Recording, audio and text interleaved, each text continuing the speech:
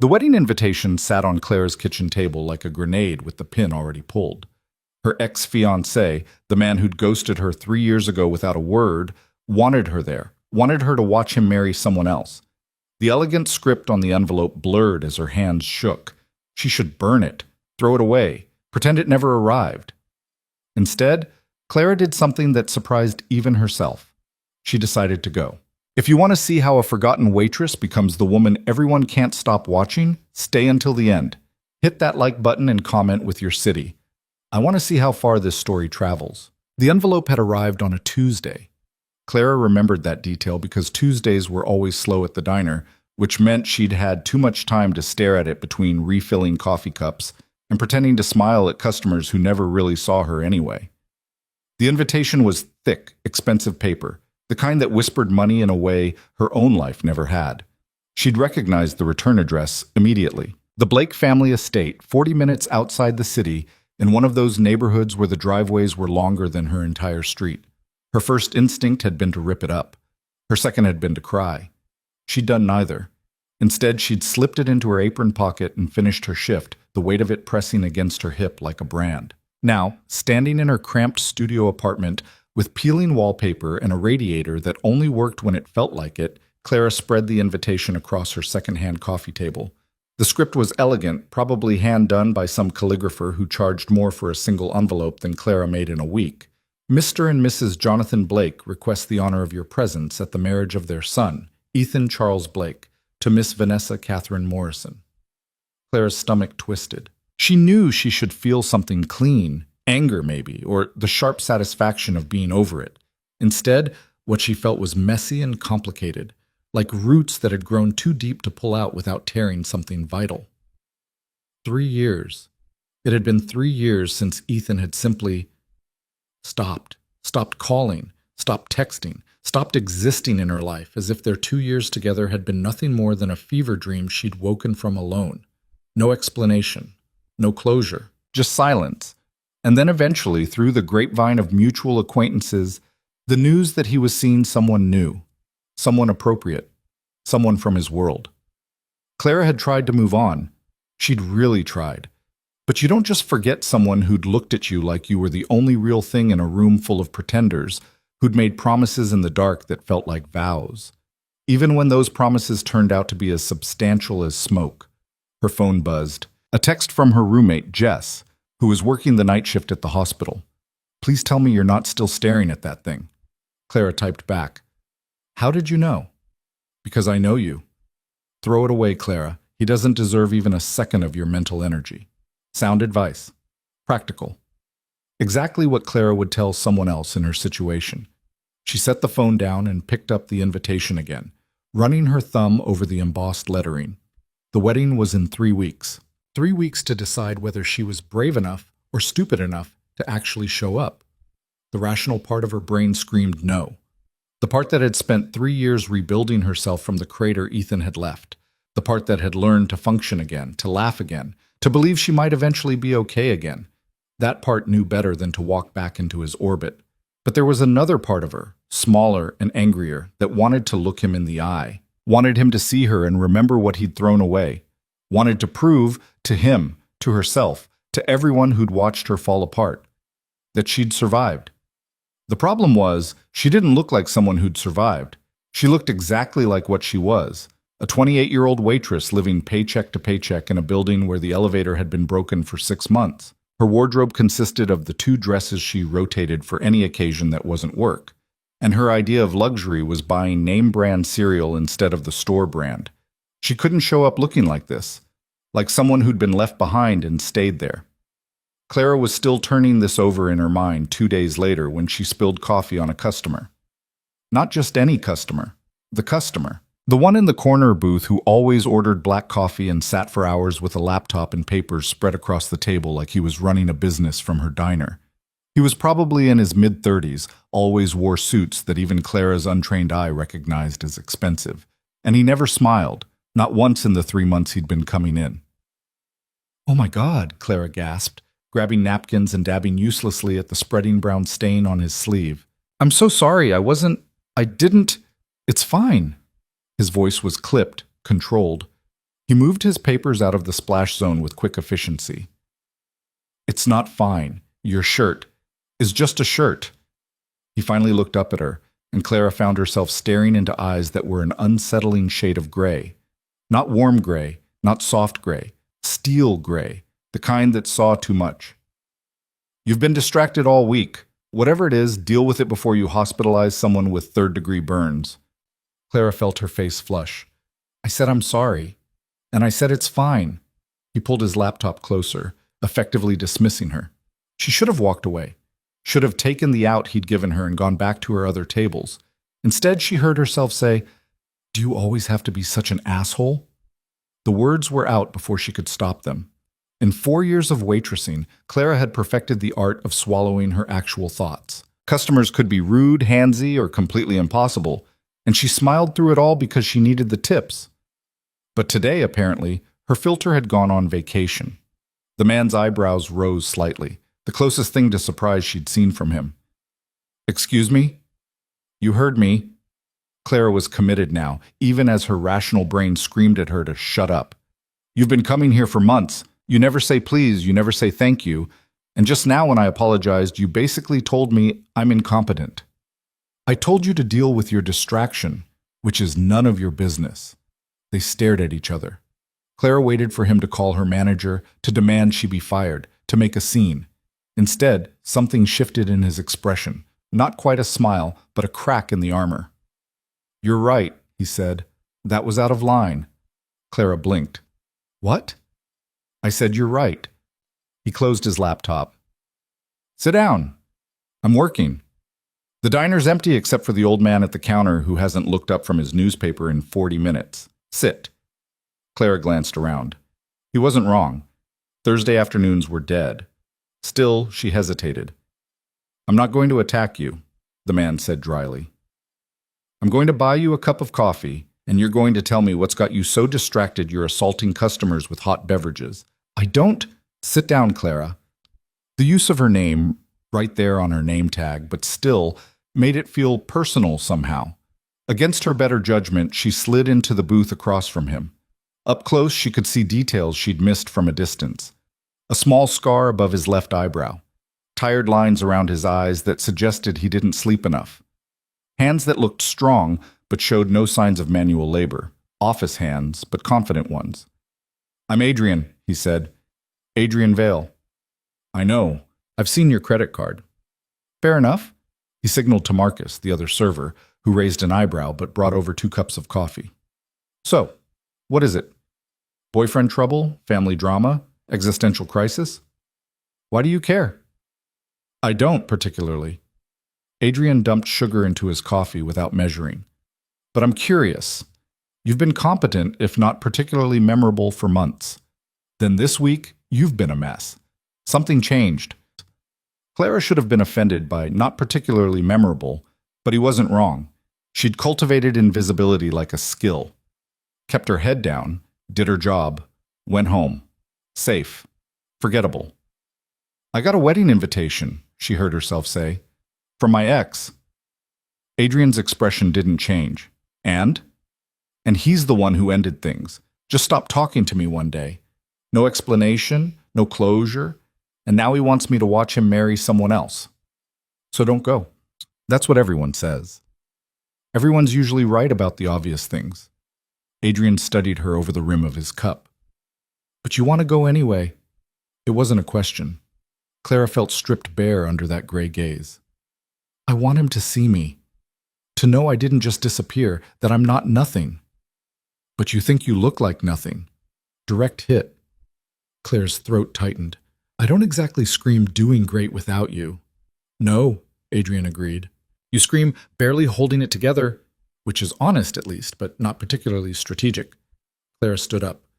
Thanks for the pep talk, really inspiring. Sit down, I'm not finished. I don't have to. What if I could help you? Clara froze. What? Adrian leaned back, his expression calculating.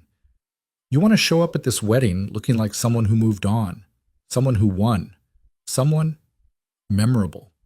I can make that happen. You're insane. I'm practical. He pulled out his phone, tapped something, then showed her the screen.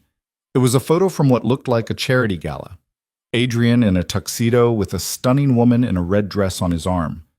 I need a date for a series of events over the next month. Someone presentable. Someone who can hold a conversation and not embarrass me in front of clients and competitors. Clara stared at the photo, then at him. You want to hire me as an escort? I want to hire you as a fiancé. The word landed like a slap. You're definitely insane. 3 weeks, Adrian continued as if she hadn't spoken. You attend events with me, play the part convincingly, and in return I'll transform you into someone who can walk into that wedding and make your ex regret every decision he's ever made. This is ridiculous. This is practical. I need someone on my arm who isn't actually interested in me, which eliminates most of the available candidates. You need confidence, polish, and probably a new wardrobe. We can help each other. Claire's head was spinning. Why me? You could hire anyone, an actual actress, someone who knows how to do whatever this is. Because you're desperate enough to actually commit to it. Adrian's bluntness should have stung, but it was too honest to deny. And because when you snapped at me just now, that was real.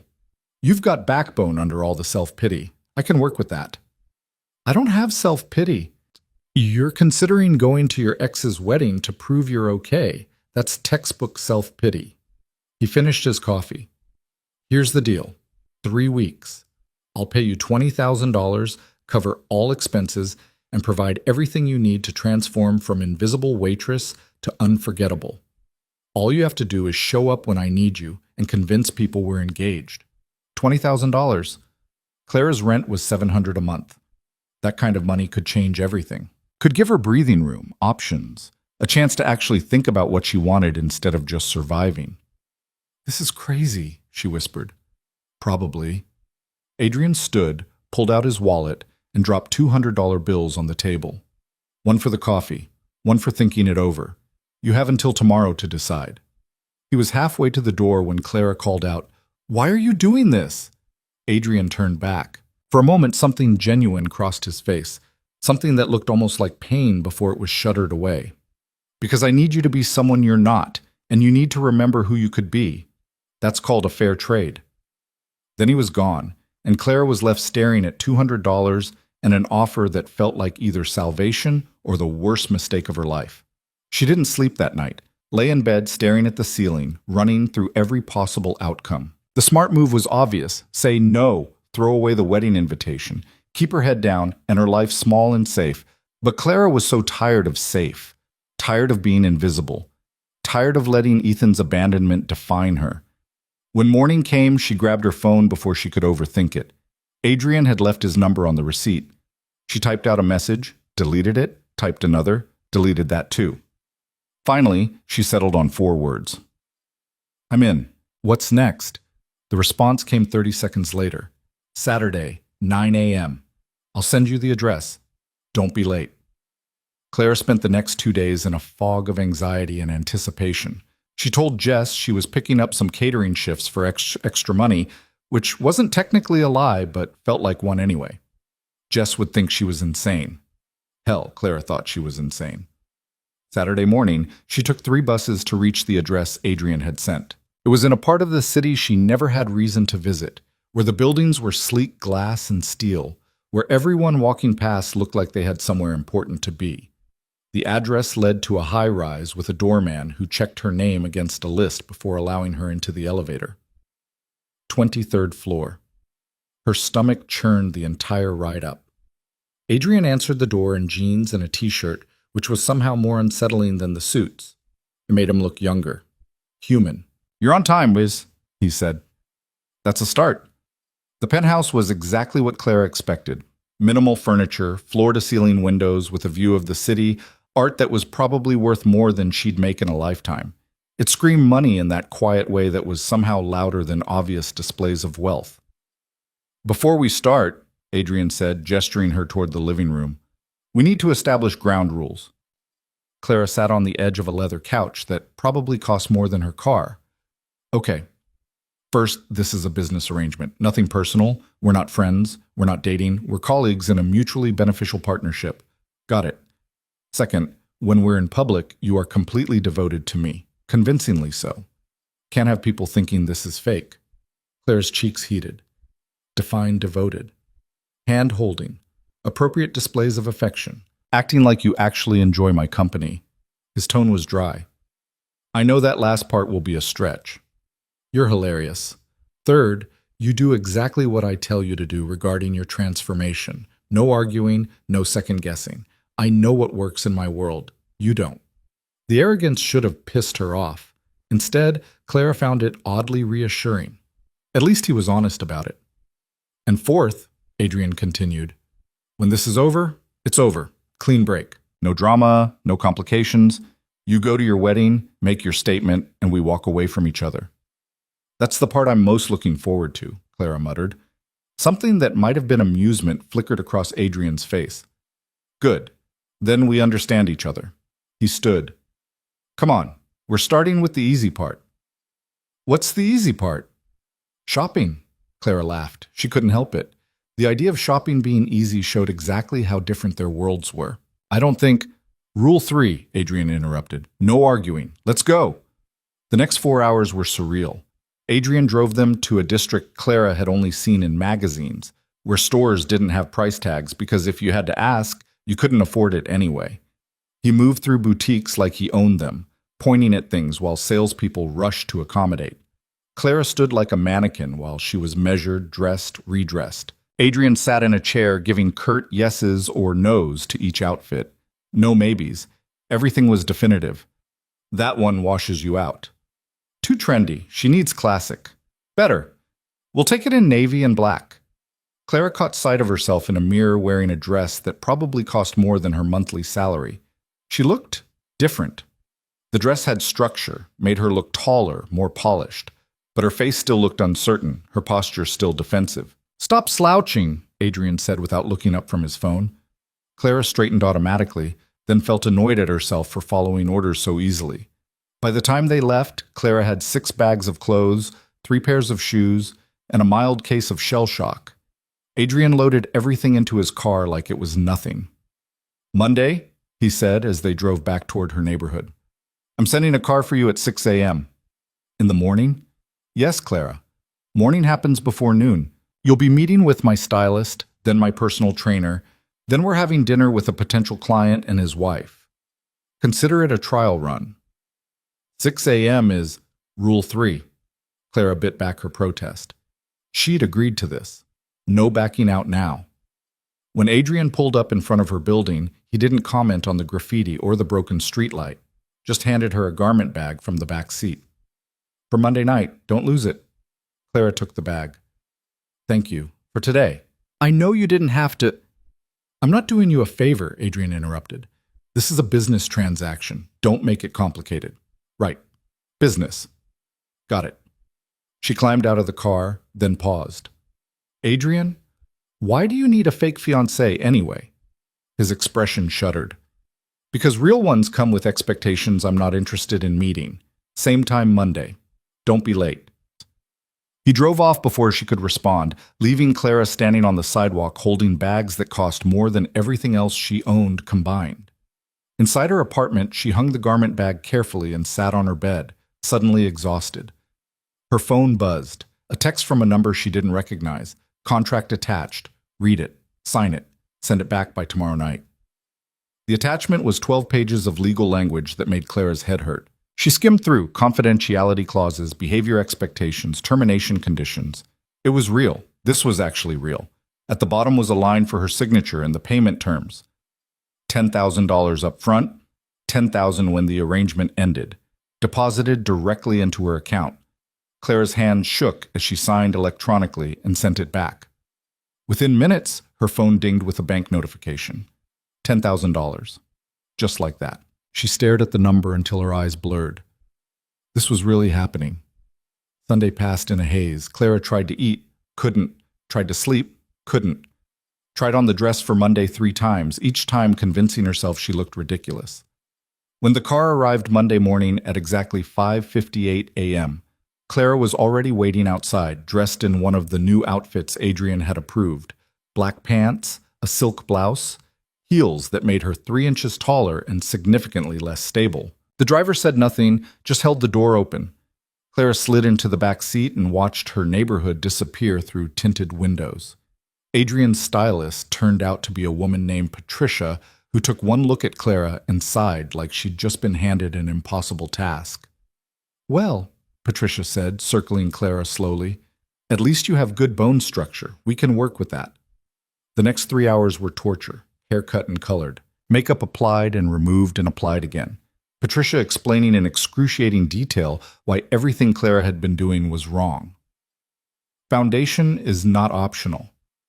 Your eyebrows are a tragedy. When was the last time you used conditioner? Actually, don't answer that. By the time Patricia was done, Clara didn't recognize herself. Her hair was shorter, shaped in a way that made her face look different, sharper, more confident. The makeup was subtle, but transformative. She looked polished, put together. She looked like someone who belonged in Adrian's world. The personal trainer was worse. A man named Marcus who seemed to think that 6 a.m. was a perfectly reasonable time to make someone do burpees. "Posture," he barked, as Clara struggled through her third set. "You walk like you're apologizing for taking up space. Stop it." "I'm dying," Clara gasped. "You're fine. 20 more. 20. By the time Marcus declared her acceptable for now, Clara was drenched in sweat and seriously reconsidering every life choice that had led to this moment. A shower and another round with Patricia's makeup kit later, Clara was stuffed into the dress from the garment bag, a deep emerald green that hugged her body in ways that felt both elegant and terrifying. Adrian picked her up at 7. His eyes traveled over her once, quick and assessing. "Better?" was all he said. "You're welcome," Clara shot back. The dinner was at a restaurant where the menu didn't have prices, and the waiters moved like dancers. Clara's nerves were screaming, but she forced herself to sit straight, smile, make eye contact. The clients were an older couple, Richard and Margaret Sutton. Richard owned a chain of luxury hotels. Margaret had opinions about everything and wasn't shy about sharing them. "So how did you two meet?" Margaret asked, her eyes sharp despite her friendly tone. Clara froze. They hadn't discussed this, hadn't prepared a story. Adrian's hand found hers under the table, steady and warm. "She spilled coffee on me," he said smoothly. "I was an ass about it. She called me out. I was impressed." The truth, delivered like a romance. Clara felt something shift in her chest, gratitude maybe, or the first genuine connection to this stranger she'd tied herself to. "How refreshing," Margaret said. "A woman who doesn't let you get away with anything." "She's a constant challenge," Adrian agreed, his thumb brushing across Clara's knuckles. "For show," she reminded herself. Just for show. The rest of the dinner passed in a blur of conversation Clara was only half present for. She watched Adrian work the room, charming and ruthless in equal measure, and understood why he was successful. He read people like books, gave them exactly what they needed to feel important. When they finally left, Clara's face hurt from smiling. "You did well," Adrian said as they walked to his car. "Richard's going to sign the contract." "How do you know?" "Because Margaret liked you, and Richard does whatever makes Margaret happy." He opened her door. "Same time tomorrow." "Tomorrow?" "Art gallery opening. Wear the black dress. I'll send details." The next 2 weeks blurred together. Events every few days, gallery openings, charity dinners, business lunches. Clara learned to smile on command, to make small talk with strangers, to navigate rooms full of people who had more money than she could conceptualize. And slowly, something shifted. The first few events she'd felt like an imposter, waiting to be exposed. But as days passed, she started to notice things. The way people responded to confidence, even fake confidence. The way posture could change a room's perception. The way Adrian's world operated on unspoken rules she was beginning to decode. She also started noticing Adrian himself. The way he never drank more than 1 glass of wine. The way he watched exits like he was always planning an escape route. The careful distance he maintained from everyone, even her when they weren't performing. 2 weeks in, at a rooftop cocktail party, Clara excused herself to the bathroom and found herself standing at a window overlooking the city. From up here, everything looked small, manageable, hiding. She turns to find Adrian leaning against the door frame. "Taking a break?" Clara corrected. "There's a difference." He moved to stand beside her, both of them reflected in the dark glass. "You've gotten better at this." "Fake relationships?" Confidence. He studied their reflection. The first few events, you looked terrified. Tonight, you looked like you belonged here. Fake it till you make it, right? Is that what you're doing? Faking it? Clara considered. I don't know anymore. Sometimes I feel like I'm playing dress up. Other times, she trailed off. Other times? Other times I wonder if this is who I could have been all along, if I'd just been braver. Adrian was quiet for a moment. Courage isn't the absence of fear. It's deciding that something else matters more than being afraid. Clara looked at him, really looked. For once his guard was down, something genuine showing through. What matters more to you? His jaw tightened. Control. In a world that's chaos, control is the only thing that keeps you from drowning. That sounds lonely. It's practical. It's sad. Adrian's expression hardened. We should get back. Adrian, Rule 1, Clara. This isn't personal. He left. Clara stood alone at the window, feeling like she'd glimpsed something important before a door slammed shut. The wedding invitation was still on her coffee table. Clara had started looking at it differently now, not as a source of shame, but as a finish line, proof that she'd actually done it, actually transformed. 1 week left. 7 days until she walked into that wedding and faced Ethan. She should have been excited, triumphant. Instead, she felt strangely hollow. You're thinking too much, Patricia said during one of their sessions. I can literally see the gears turning in your head. I'm just nervous, Clara admitted. About the wedding? About all of it. Patricia set down the lipstick she'd been holding. Can I give you some advice? Woman to woman, not stylist to client? Clara nodded. Don't go to that wedding for him. Don't go to prove anything to him. If you go, go because you want to prove something to yourself. That you survived. That you're more than what he made you believe you were. She paused. And maybe consider that this thing with Adrian isn't as fake as you're pretending it is. It's completely fake, Clara protested. Honey, I've watched you two together for weeks now. The way you look at each other when you think no one's watching, that's not fake. That's two people who are terrified of being real. Clara wanted to argue, wanted to insist Patricia was wrong, but she couldn't. 5 days before the wedding, Adrian took her to his office. Not for an event, just to talk, he said. His office was high above the city, all glass and steel and sharp edges. Clara stood at the window while Adrian poured them both water. The wedding's this weekend, he said. I know. And then we're done.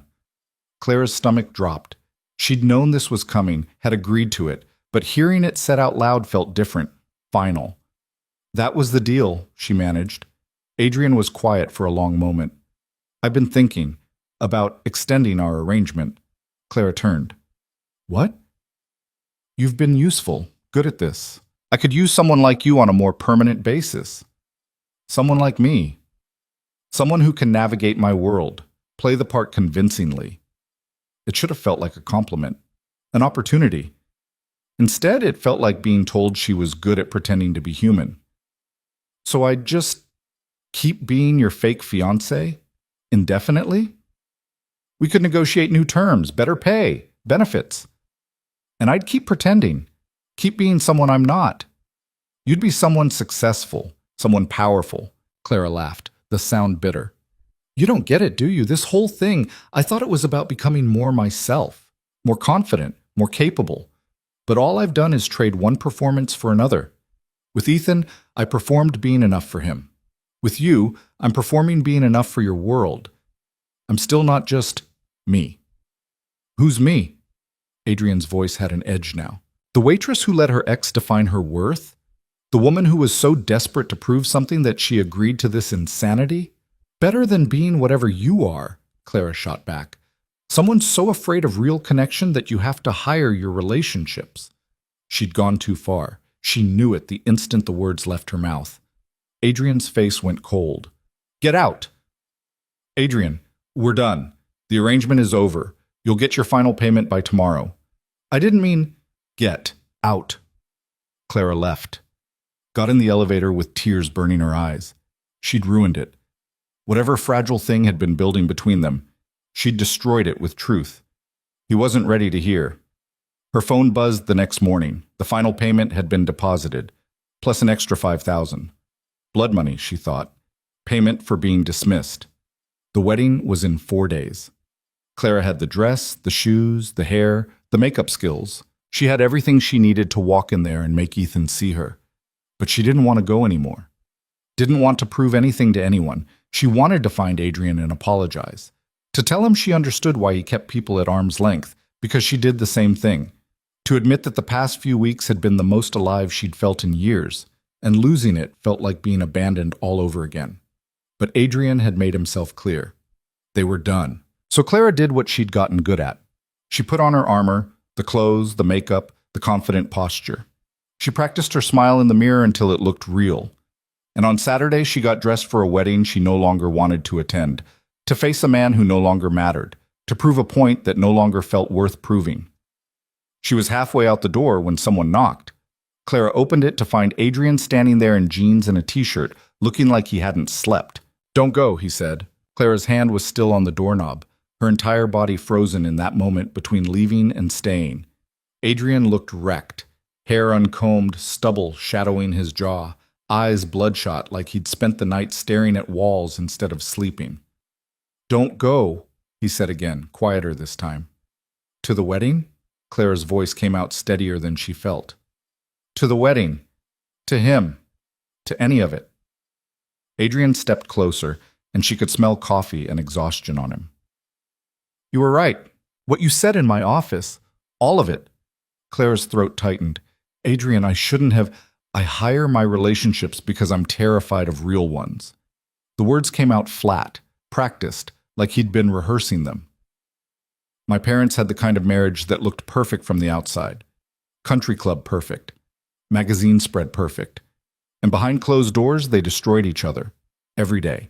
Every conversation was warfare. By the time I was 12, I understood that love was just another word for mutually assured destruction." He wasn't looking at her anymore. His eyes were focused somewhere past her shoulder, past the present. "So I decided early, control everything, trust nothing, keep everyone at exactly the right distance, close enough to be useful, far enough to be safe." Adrian's laugh was hollow. "And it worked. Built an empire on that philosophy. Never let anyone close enough to matter." "Then I spilled coffee on you," Clara said softly. "Then you spilled coffee on me." Adrian finally met her eyes. "And you were supposed to be easy. A business transaction. Someone I could keep at arm's length because we both knew the score. But you weren't easy. You were complicated and messy and real. And somewhere in the past 3 weeks, I stopped pretending I didn't care whether you stayed or left." Clara felt something crack open in her chest. "I don't understand what you're asking me." "I'm asking you not to waste yourself on a man who never deserved you in the first place. I'm asking you to consider that maybe the past few weeks weren't about him at all, that maybe you were becoming someone new, and it had nothing to do with revenge or proof or closure.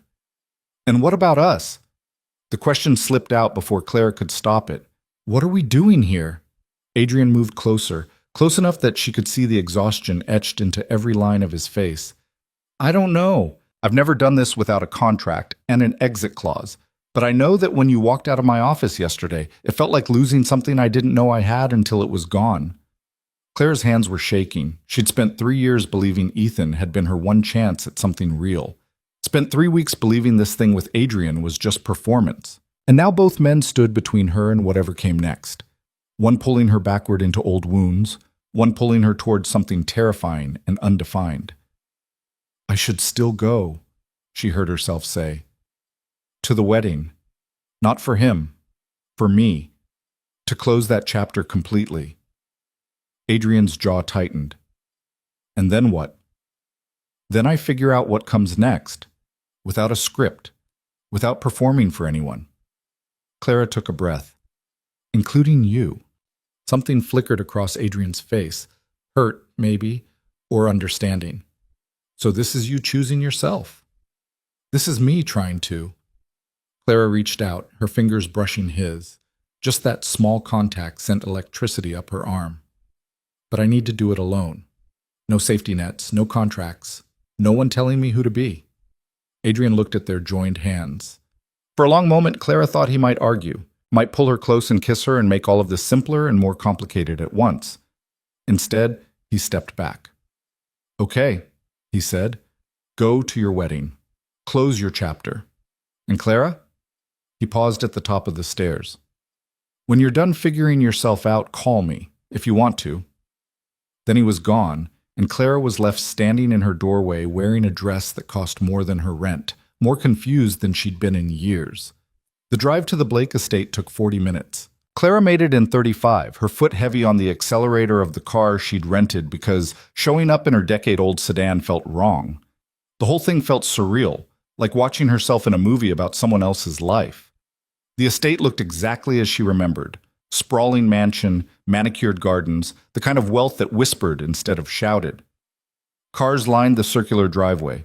Mercedes, BMWs, one Bentley that probably cost more than Clara would make in a lifetime. She parked between a Lexus and a Tesla, feeling her confidence waver. What was she doing here? What did she possibly think this would accomplish? But she'd come this far. Might as well see it through. The ceremony was being held in the garden. Clara followed the sound of string music around the side of the house, her heels sinking slightly into the perfect grass. Ahead, white chairs were arranged in neat rows. Maybe 200 guests, all of them dressed like they'd stepped out of a catalog. Clara found a seat in the back, grateful for the anonymity. From here, she could see without being seen, could observe without being observed. The music shifted. Everyone stood, and there, walking down an aisle scattered with rose petals, was Vanessa. She was beautiful. Of course she was beautiful, tall, blonde, the kind of effortless elegance that came from good genes and better money. Her dress probably cost what Clara made in 6 months. She looked like she belonged here, like she'd been bred for exactly this moment. And then Ethan turned to watch his bride approach, and Clara felt nothing. No pain, no longing, no regret. Just a strange, detached observation that he looked older. His hair was thinner at the temples. He'd put on weight, not much, but enough to soften the sharp edges she remembered. He looked happy. Nervous, but happy. Good for him, Clara thought, and meant it. The ceremony was short. Traditional vows, nothing personal or surprising. Ethan's voice shook slightly when he said, "I do."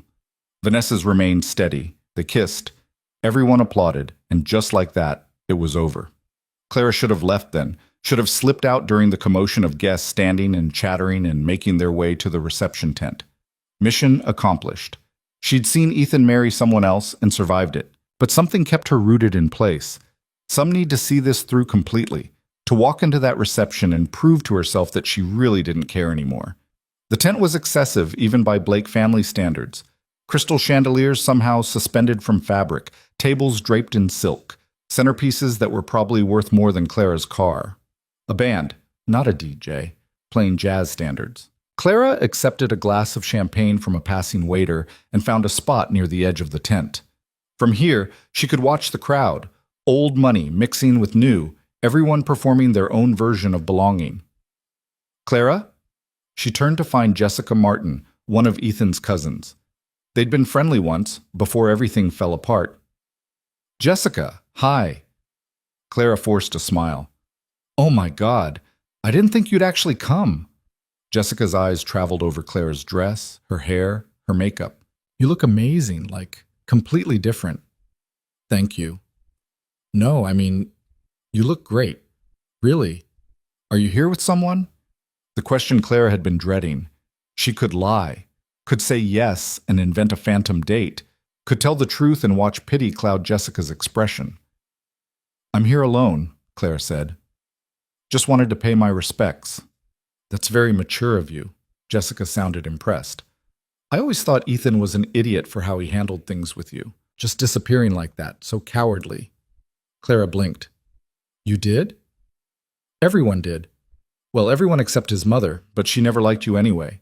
Thought you weren't good enough for her precious boy." Jessica rolled her eyes. "Between you and me, Vanessa's family money was the selling point. Her personality is about as exciting as dry toast." Clara found herself laughing, actually laughing. "That's terrible." "But true." Jessica leaned in conspiratorially. "He asks about you sometimes. Whether anyone's heard from you, what you're doing now." "Really?"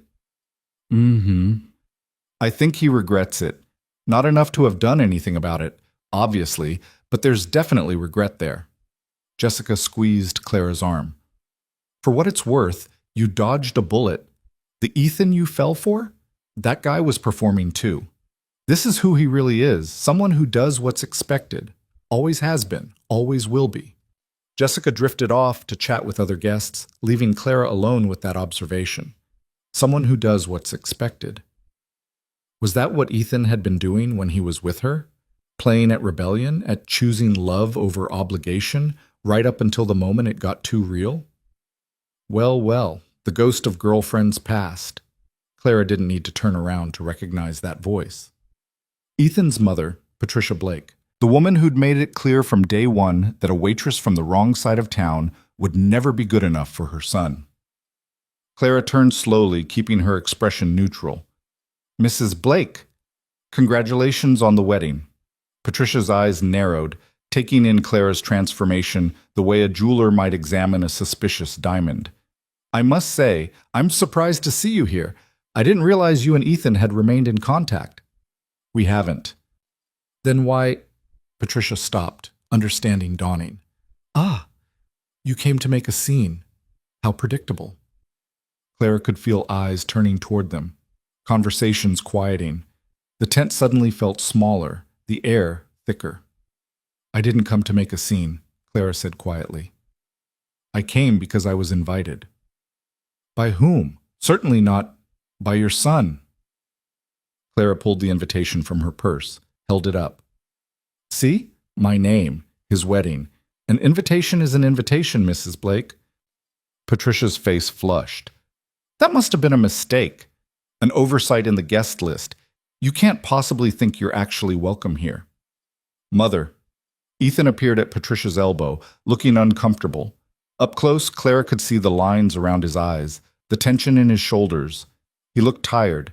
Not unhappy exactly, but worn. Ethan, Clara said evenly. Clara. His eyes moved over her face like he was trying to reconcile memory with reality. You came. You invited me. I didn't think you actually would. Why send the invitation then? Ethan glanced at his mother, who was watching this exchange like a hawk eyeing prey. Could we talk? Privately? Patricia made a small sound of protest, but Ethan was already guiding Clara toward a quieter corner of the tent, away from interested ears. You look different, he said once they were alone. Good. Really good. Thank you. I mean it. You look like... He struggled for words. Like you've been doing well. I have been. It wasn't entirely true, but it wasn't entirely false either. Ethan ran a hand through his hair, a nervous gesture Clara remembered too well. I owe you an apology for how I ended things, for just disappearing. That was cowardly. Yes, it was. He blinked, clearly expecting her to make it easier for him, to say it was okay, water under the bridge. Clara didn't. I was scared, Ethan continued. We were getting serious and my family was putting pressure on me to make better choices, to think about my future. And you were not part of that future. You were everything they weren't, everything they didn't approve of. And I didn't know how to choose between you and them, so I just didn't choose. I let it dissolve, took the coward's way out. Clara studied him, waited for the anger to come, the hurt, the satisfaction of hearing him admit fault. Instead, she just felt tired. Why did you invite me here? She asked. I don't know. Guilt, maybe? Or maybe I wanted to see you one more time, to know that you were okay, that I hadn't completely destroyed you. You didn't destroy me, Clara said. You hurt me. There's a difference. Is there someone new? You came alone, but that's none of your business anymore. Ethan flinched. Right, of course. I want you to be happy, Clara. I really do. Do you love her? Clara asked. Vanessa. Do you actually love her, or is she just the safe choice? That's not fair. It's a simple question. Ethan's jaw tightened. I care about her. We're compatible. We want the same things. Sometimes that's enough. Is it? It has to be. He looked miserable. I'm not like you, Clara. I can't just walk away from my family, from expectations, from the life I was raised to live. This is who I am. And there it was. The truth Clara had been too in love to see 3 years ago. Ethan would always choose the path of least resistance. would always prioritize what was expected over what was wanted. It wasn't malicious, it was just who he was. I should get back, Ethan said. Vanessa will wonder where I went. Go, Clara said. Congratulations on your marriage. I mean that. Clara, we're done, Ethan. We've been done for 3 years. This? She gestured around the tent. This was me closing the door completely. So go be happy with your appropriate wife and your approved life. I'm not angry anymore. I'm just done. Ethan looked like he wanted to say something else. Instead, he nodded and walked away, shoulders slumped, back to his bride and his mother and his carefully constructed existence. Clara drained her champagne and set the empty glass on a passing waiter's tray. She should leave, should get in her rental car and drive away and never look back. But something made her stay through dinner, through speeches that were polished and impersonal, through the first dance, which was technically flawless and emotionally empty, through cake cutting and bouquet tossing and all the rituals of watching two people promise forever. And the whole time, Clara felt nothing. No jealousy, no regret, no longing for what might have been, just a quiet certainty that this perfect, empty, expected life would have suffocated her eventually. That Ethan hadn't ruined her by leaving. He'd freed her, even if neither of them had known it at the time. You're still here. Clara turned to find a man about her age, vaguely familiar. One of Ethan's friends, probably. She couldn't remember his name. Just leaving, actually, she said. Brave of you to come. Ex-girlfriend at the wedding. That takes guts. Or stupidity. He laughed. Fair.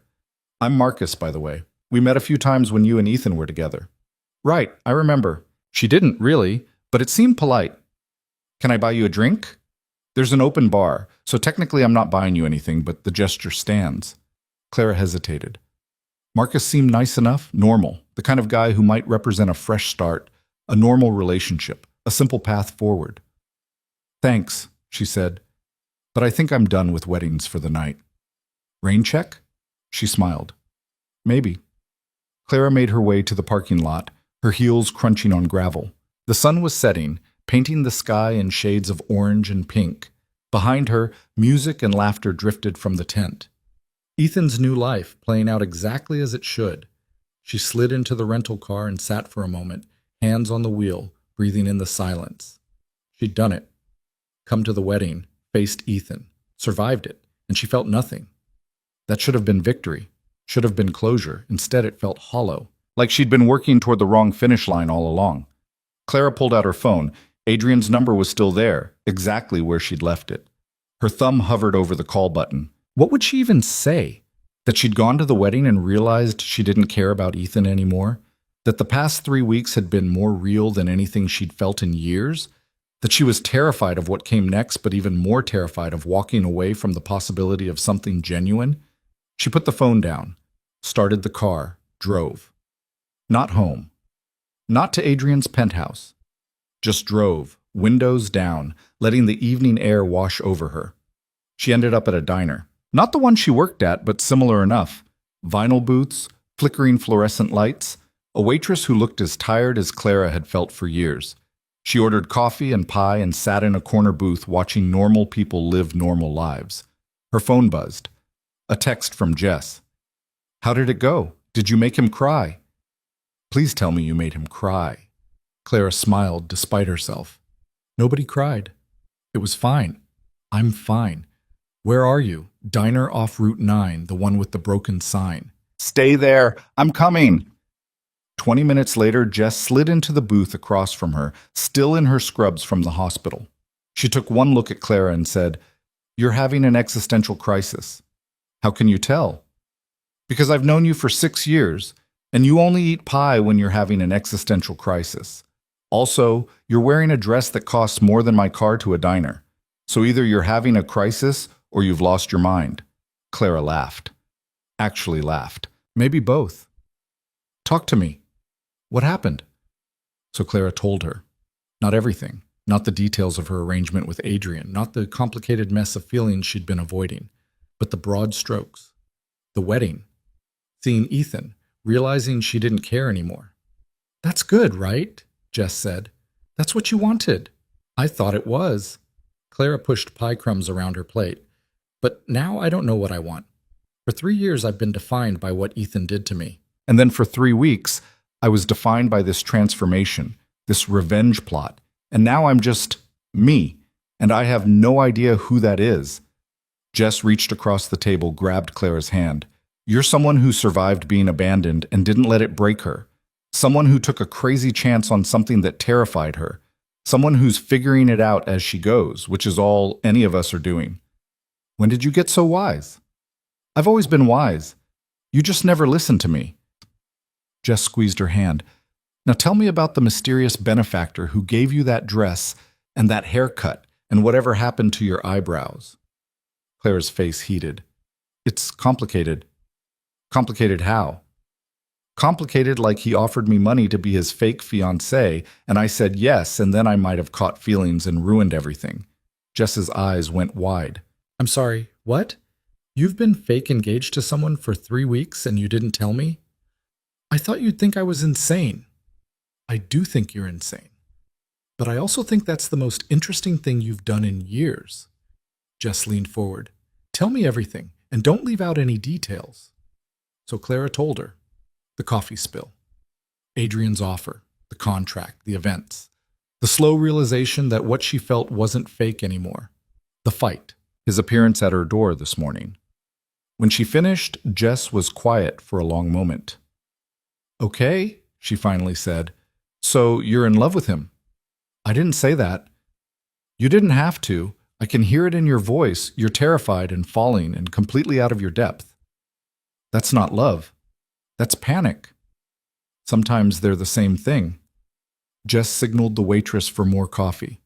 The question is, what are you going to do about it? I don't know. I told him I needed to figure myself out first. Do this alone. And do you need to do it alone? Clara thought about the past 3 weeks.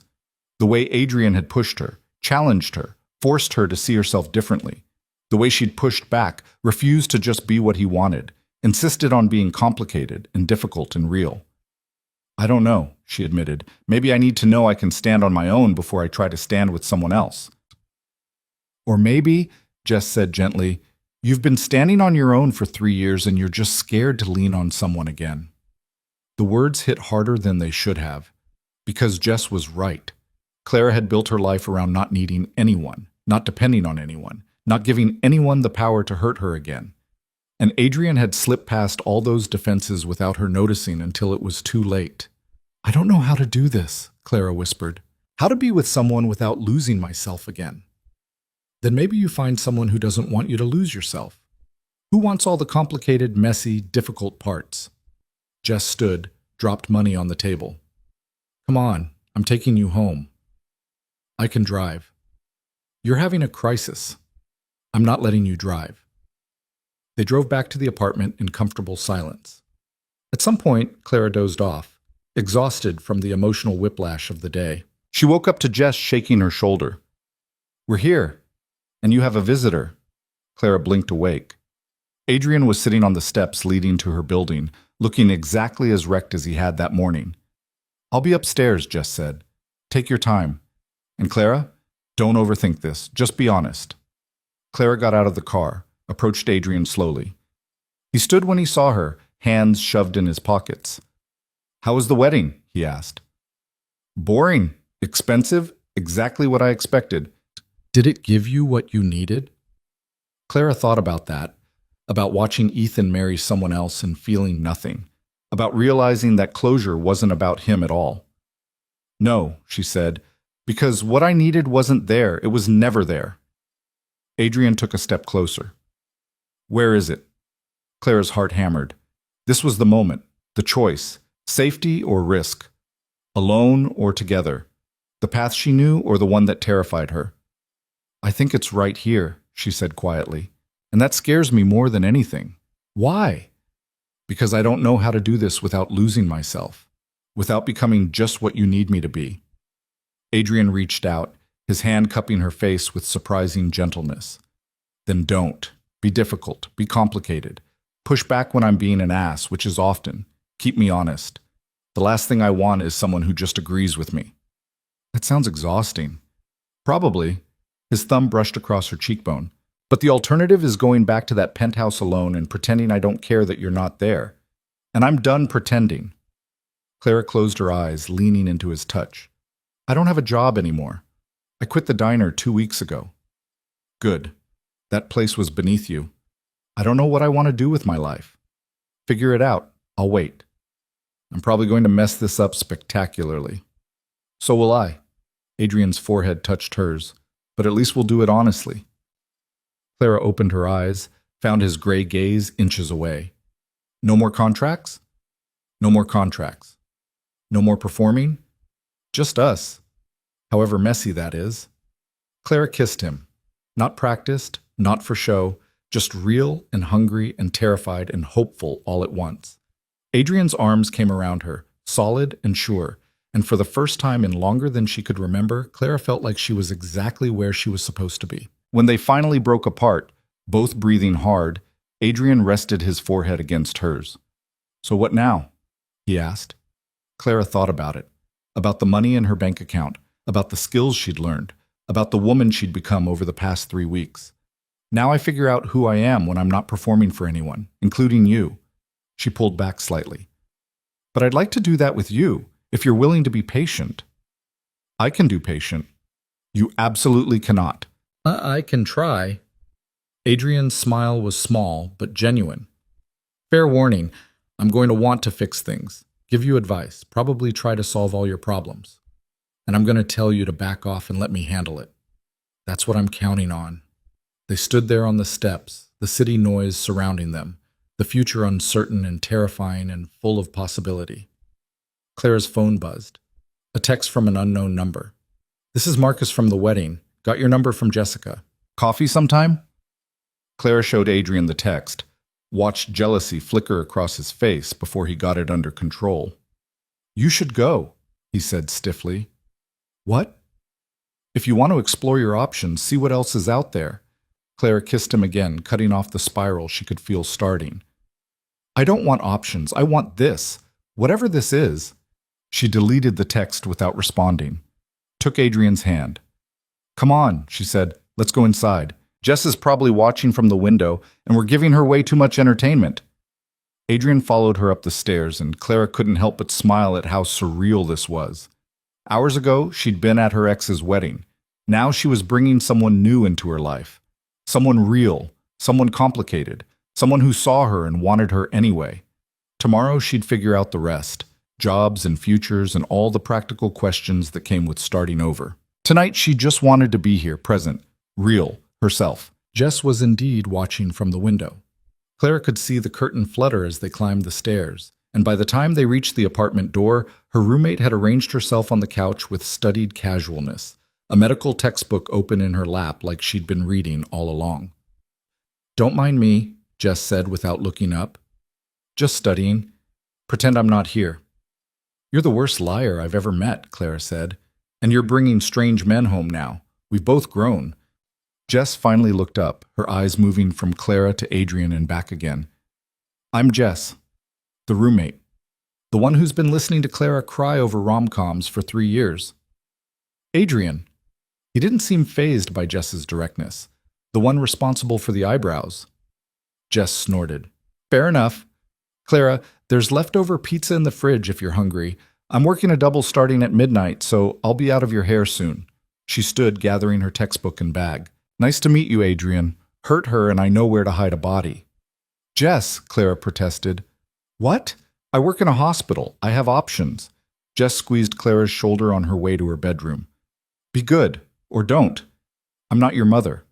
The door clicked shut, leaving Clara and Adrian alone in the small living room. Clara suddenly saw the apartment through his eyes. The secondhand furniture, the water stain on the ceiling they'd been asking the landlord to fix for months, the stack of unpaid bills on the kitchen counter she kept meaning to deal with. It's not much, she started. It's real, Adrian said. That's more than most people have. He moved to the window, looking out at the street below. Clara watched him, this man who'd somehow become essential in the span of 3 weeks. He looked out of place here, too polished for the worn furniture and peeling paint. Do you want something to drink? Clara asked. We have water, or actually, just water, maybe some expired orange juice. I'm fine. Adrian turned back to her. Can I ask you something? Sure. What do you actually want? Not what you think you should want, not what would make sense. What do you want for yourself? Clara opened her mouth, then closed it. The honest answer was that she had no idea. For so long, she'd been focused on survival, making rent, getting through shifts, not thinking too hard about the future because the present was hard enough. I don't know, she admitted. The diner was never supposed to be permanent. It was just supposed to be something to pay bills while I figured out what came next. But then years passed and I never figured it out. What were you doing before the diner? College. Dropped out sophomore year when my dad got sick. Needed to work full-time to help with medical bills. Clara sat on the arm of the couch. He died anyway. Left me with debt and no degree and no real plan. Adrian's expression softened. I'm sorry. It was 7 years ago. I'm over it. She wasn't, not really, but it was easier to say than to explain the complicated grief of losing someone who'd been difficult to love but impossible not to. What were you studying? Business? Marketing, specifically? Stupid, right? I was going to change the world with advertising campaigns. That's not stupid. It is when you end up serving coffee to people who actually did something with their lives. Adrian moved closer, sat on the couch proper, so they were at eye level. You know what I think? I have a feeling you're going to tell me.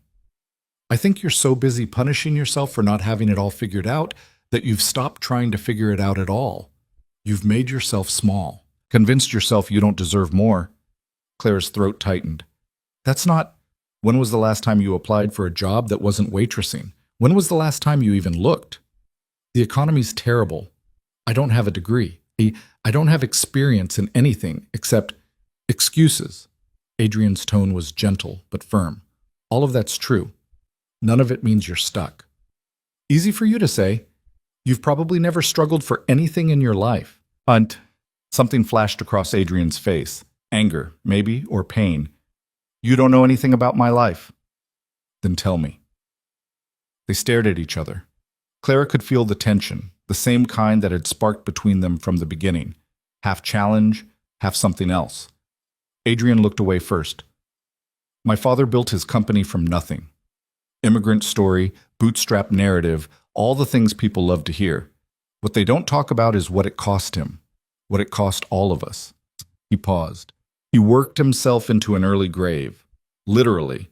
Heart attack at 52. And my mother drank herself through the grief until there was nothing left of her either. Adrian, I was 23, just out of business school, suddenly responsible for a company with 200 employees and no idea what I was doing. His hands clenched. So I learned, fast, made myself indispensable, built walls so high that nothing could touch me. Because if I let anything matter too much, if I let myself feel too much, I'd end up like them, destroyed by caring. Clara reached out, covered his hand with hers. That sounds lonely. It is, but it's also safe. Adrian met her eyes. Until you spilled coffee on me and ruined everything. I'm good at ruining things. You're good at making me feel things I've spent 15 years avoiding.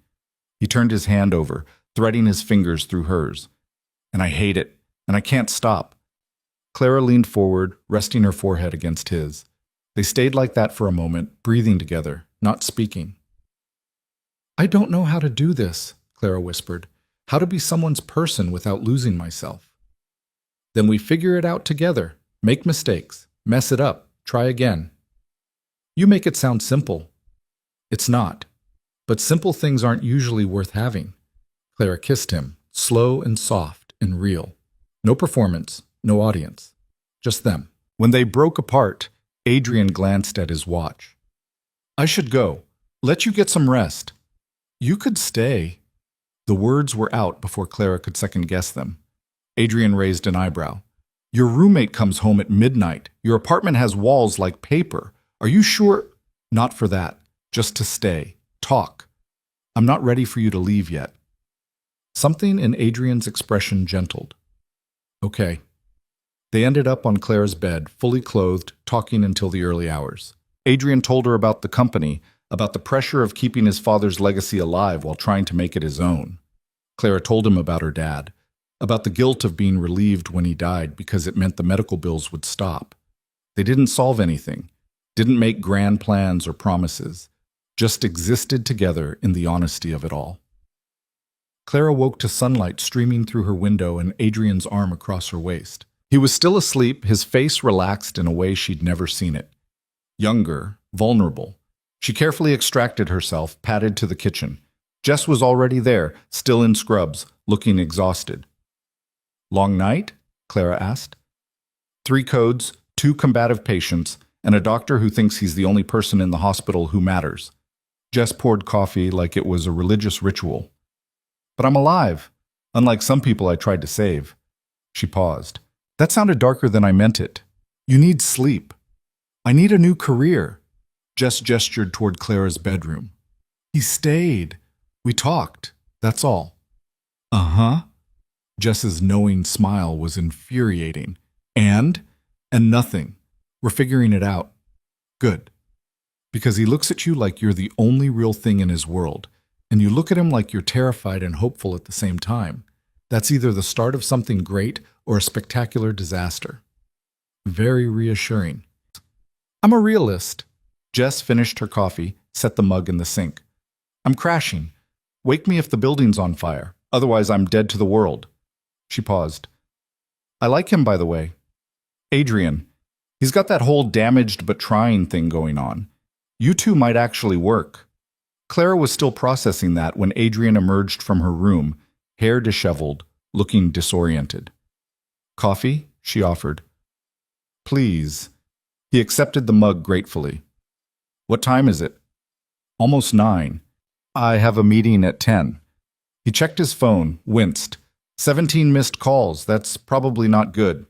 "Go. Do your business thing. I'll still be here when you're done." Adrian hesitated. "What are you doing today?" "I don't know. Job hunting, maybe. Adulting. Come to my office at 3. I have an idea."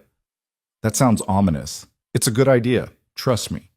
He kissed her forehead, quick and casual, like they'd been doing this for years instead of hours. 3 o'clock. Don't be late."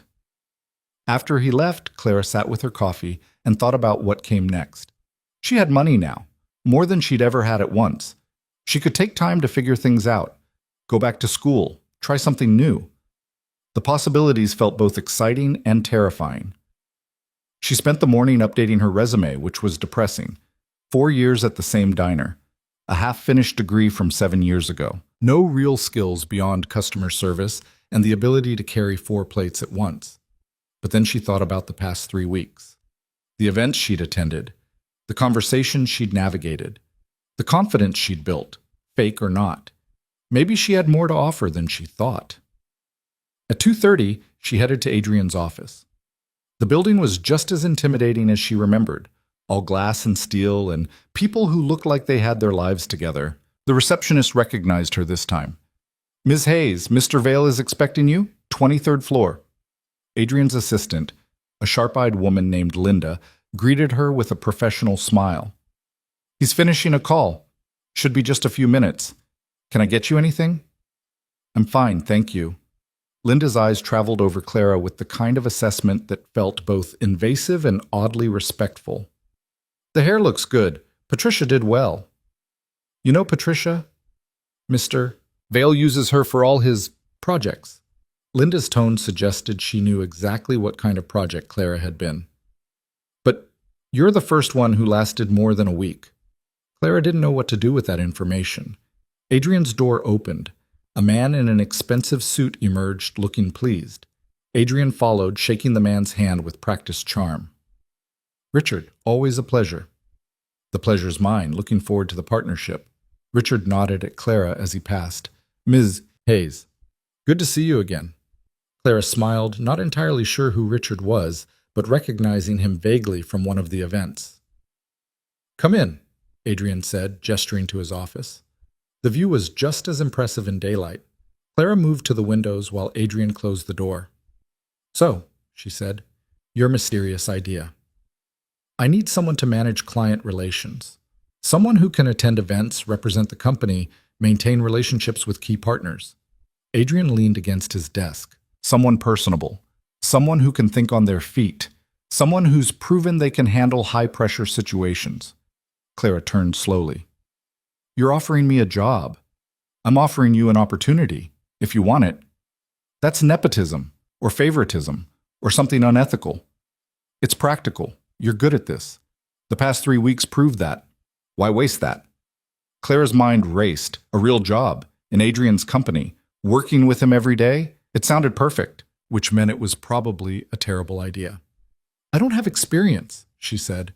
I don't have a degree. You have 3 weeks of field experience that most people with degrees don't have. You've handled clients, navigated complex social situations, represented my interests successfully. Adrian crossed his arms. And before you say this is just me trying to keep you close, know that I don't make bad business decisions. If I didn't think you could do this, I wouldn't offer it. What if it doesn't work out? What if I'm terrible at it? Then we'll figure it out, same as anything else. He moved closer. This isn't about us, Clara. This is about you having an actual opportunity instead of settling for less than you deserve. Clara wanted to argue, wanted to find all the reasons this was a bad idea. But the truth was, she couldn't think of any that weren't just fear talking. What's the salary? She asked. Adrian named a number that made Clara's knees weak. It was more than triple what she'd made at the diner, more than she'd ever imagined making. That's insane. That's market rate for the position. Take it or leave it. I want to take it, but I'm scared. Good. Scared means it matters. Adrian's smile was small but genuine. What do you say? Clara thought about the diner, about going back to refilling coffee cups and forcing smiles for tips, about playing it safe because safe meant she couldn't fail. Then she thought about the past 3 weeks, about discovering she was capable of more than she'd believed, about the terrifying, exhilarating feeling of becoming someone new. I say yes, she said, but I have conditions. Of course you do. If this doesn't work, if I'm bad at this, or if working together ruins what we have, I want to be able to walk away without it being complicated. Agreed. What else? I want to actually earn this. I don't want special treatment because we're whatever we are. I want to be held to the same standards as anyone else. Done. Though I should warn you, I'm a difficult boss. I'm a difficult employee. We'll manage. Clara took a breath. When do I start? Tomorrow. Linda will handle paperwork and orientation. Adrian pulled her close. Thank you. For what? For taking a chance. On this. On me. On yourself. Clara kissed him, quick and certain. Don't make me regret it. I'll do my best. The next morning, Clara showed up at 8 sharp in one of the outfits Adrian had bought her weeks ago. Linda handed her a stack of paperwork, showed her to a small office 3 doors down from Adrian's, and proceeded to give her a crash course in everything she needed to know. The company, Vale Industries, handled commercial real estate development. Adrian's role was acquisition and partnerships, finding properties, negotiating deals, maintaining relationships with investors and clients. Clara's role, as Linda explained it, was to be the face of those relationships when Adrian couldn't be there himself. Attend meetings, host dinners, keep clients happy and engaged. Basically, Linda said, you're doing what you've been doing for the past 3 weeks, just with a title and health insurance. When you put it that way, it sounds easy. Linda's smile was wry. It's not, but you've already proven you can handle it. Just don't sleep with any clients and we'll be fine. But Clara's face heated. I'm not. Adrian and I aren't. Honey, I've worked for Adrian for 8 years. I know when he cares about someone. And I've never seen him care about anyone the way he cares about you. Linda's expression softened. Just keep it professional at work. What you do after hours is your business. The first week was overwhelming. Clara met more people than she could possibly remember, attended meetings where she understood maybe half of what was discussed, and went home each night with a headache from information overload. But she also felt alive in a way she hadn't in years, challenged, useful, like she was building towards something instead of just surviving. Adrian kept his word about treating her like any other employee. At work, he was professional, distant even. It was only after hours, when they found themselves alone, that the walls came down. How was your first week? He asked one Friday evening. They were in his office, everyone else long gone. Terrifying, exciting. I think I messed up the Johnson account. You didn't. Johnson's always grumpy. He was grumpy with me for the first year. Really? Really? Adrian pulled her into his lap. You're doing well. Better than well. Linda's impressed, and Linda's never impressed. Claire relaxed against him. I keep waiting for the other shoe to drop, for someone to realize I don't belong here. You belong here because you earned your place here. Stop waiting for permission to take up space. It was the same advice he'd been giving her for weeks, but Clara was starting to actually believe it. 2 weeks into her new job, Clara's phone rang with an unknown number. She almost didn't answer, but something made her pick up. Clara Hayes? The voice was female, professional. Speaking. This is Jennifer Morrison, Vanessa Blake's sister. We met briefly at the wedding. Clara's stomach dropped. I remember. Is everything okay? That depends. Do you have a few minutes to talk? Claire glanced at her office door, made sure it was closed. Sure. I'm going to be direct. Ethan's been calling Vanessa's phone, asking about you, wanting to know if she's heard from you, if anyone knows what you're doing now. Clara's grip on the phone tightened. Why? Because apparently seeing you at the wedding reminded him of what he gave up, and now he's having second thoughts about the marriage. Jennifer's tone was clipped. Look, I don't care about your history with Ethan, but my sister is a wreck, and I'd appreciate it if you'd tell him to back off. I haven't talked to Ethan since the wedding. I don't want to talk to Ethan. Could you tell him that directly? Because right now he's convinced himself that you came to the wedding to win him back or something equally delusional. Clara felt a headache building. I'll handle it. Thank you. And for what it's worth, you dodged a bullet. He's not worth the drama. After Jennifer hung up, Clara sat staring at her phone. She should have felt vindicated. Ethan was having regrets. The tables had turned. Instead, she just felt tired and annoyed that he was inserting himself back into her life when she'd finally moved on. She called him. He answered on the second ring. Clara, we need to talk, and not over the phone. Can you meet me tomorrow? There was a pause. Where? The coffee shop on 5th and Main, 2 o'clock. I'll be there. Clara hung up before he could say anything else. She didn't tell Adrian about the call. Didn't tell anyone. This was something she needed to handle herself. The next day she arrived at the coffee shop early, ordered a latte she didn't drink, and waited. Ethan showed up 10 minutes late, looking harried. His tie was loose, his hair uncombed. He'd always been meticulous about his appearance. This version of him looked wrong. Thanks for meeting me, he said, sliding into the seat across from her. Your wife's sister called me, said you've been bothering Vanessa about me. Ethan had the decency to look embarrassed. I just wanted to know if you were okay, if you were seeing anyone. Why?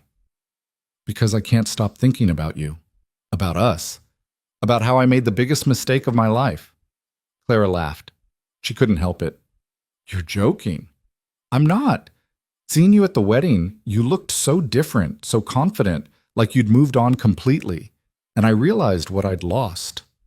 You realized what you lost 3 years ago, Ethan. You just didn't care enough to do anything about it. I cared. I was scared. My family, your family is still your family. Your wife is still your wife. Nothing's changed except that you've suddenly decided the grass was greener on the other side. Clara leaned forward. I'm going to make this very simple. I don't want you back. I don't want to be your midlife crisis or your what if. I've moved on, completely, and you need to do the same. There's someone else. It wasn't a question. Clara didn't owe him an explanation, but she found herself giving one anyway. There is. Someone who sees me, who doesn't need me to be less so he can be more.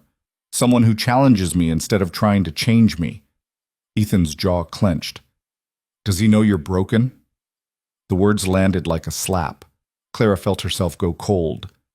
Excuse me? Come on, Clara. You were a mess when we were together.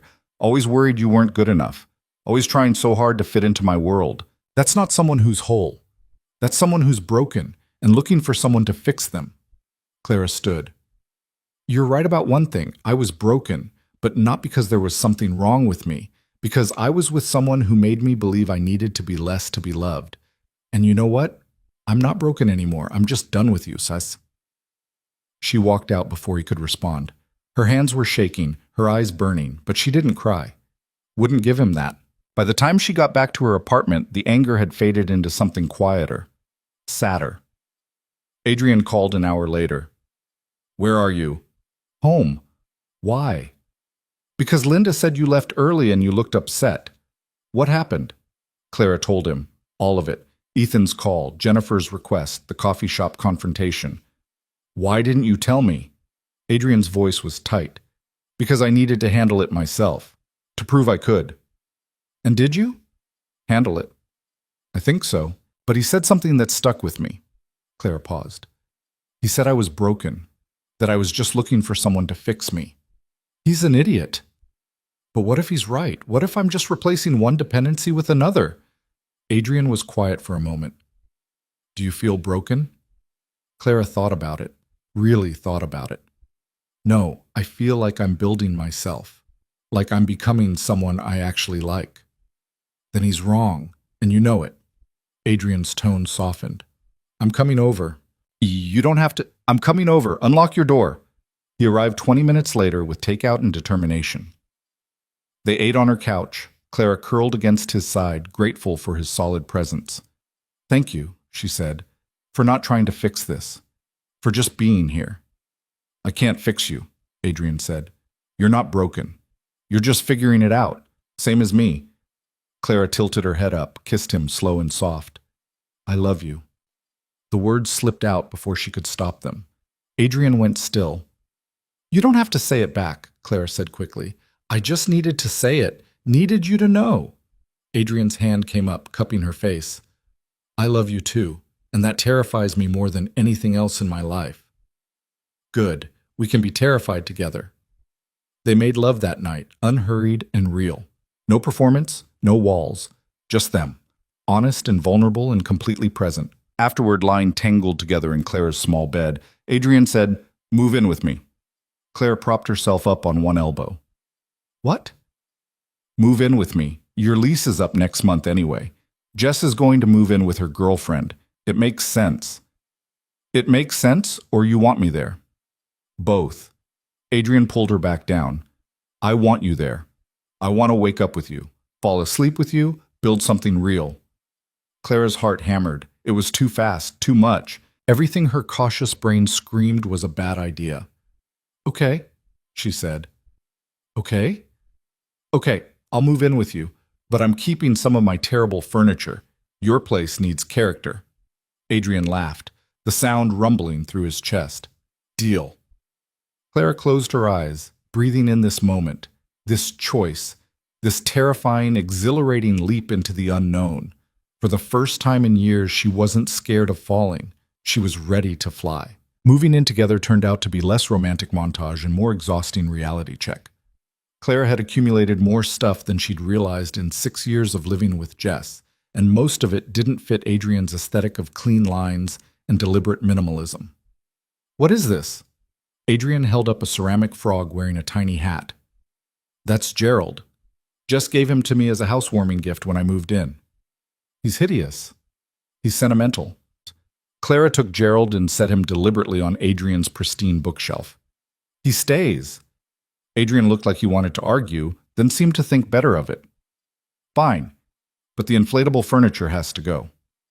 That chair is comfortable. That chair looks like it came from a college dorm room, which, given that you dropped out 7 years ago, it probably did. They compromised. Clara kept Gerald and a few other treasures that made Adrian wince. The inflatable chair went to Jess's new place, along with most of Clara's mismatched dishes and the poster of a beach sunset she'd had since she was 19.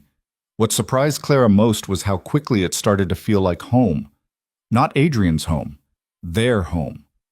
She rearranged his kitchen so the coffee mugs were actually accessible. He cleared half his closet without being asked. She left books on the coffee table. He stopped commenting on it. Small adjustments, small compromises. The unglamorous work of actually building a life with someone. 3 months in, Clara woke to Adrian's side of the bed empty. She found him in his home office at 2 a.m, still in his pajamas, hunched over his laptop with the kind of tension that radiated stress. Can't sleep? She asked from the doorway. Adrian didn't look up. The Morrison deal is falling apart. They're threatening to pull out entirely. What happened? Competitor offered them better terms, better location, better everything, apparently. He finally met her eyes, and Clara saw genuine fear there. This was supposed to be the deal that took us to the next level. Without it, we're looking at layoffs, possibly closing the satellite office. Clara moved behind him, started rubbing his shoulders. They were rock solid with tension. What can I do? Nothing. There's nothing anyone can do. Morrison made his decision. Have you talked to him? Actually talked? Not just emails and lawyers? I've left 4 messages. He's not taking my calls.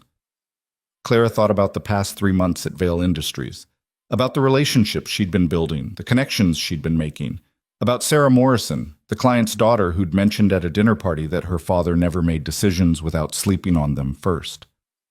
Give me his number, Clara said. Adrian turned in his chair. What? His number. Give it to me. Clara, I appreciate the thought, but give me the number or I'll find it myself. Adrian studied her for a moment, then rattled off the digits. Clara grabbed her phone, walked to the living room, and called before she could second-guess herself. It rang 4 times. She was about to hang up when a gruff voice answered. This better be important. It's 2 a.m. Mr. Morrison, this is Clara Hayes. I work with Adrian Vale. I know who you are. What do you want? Clara took a breath.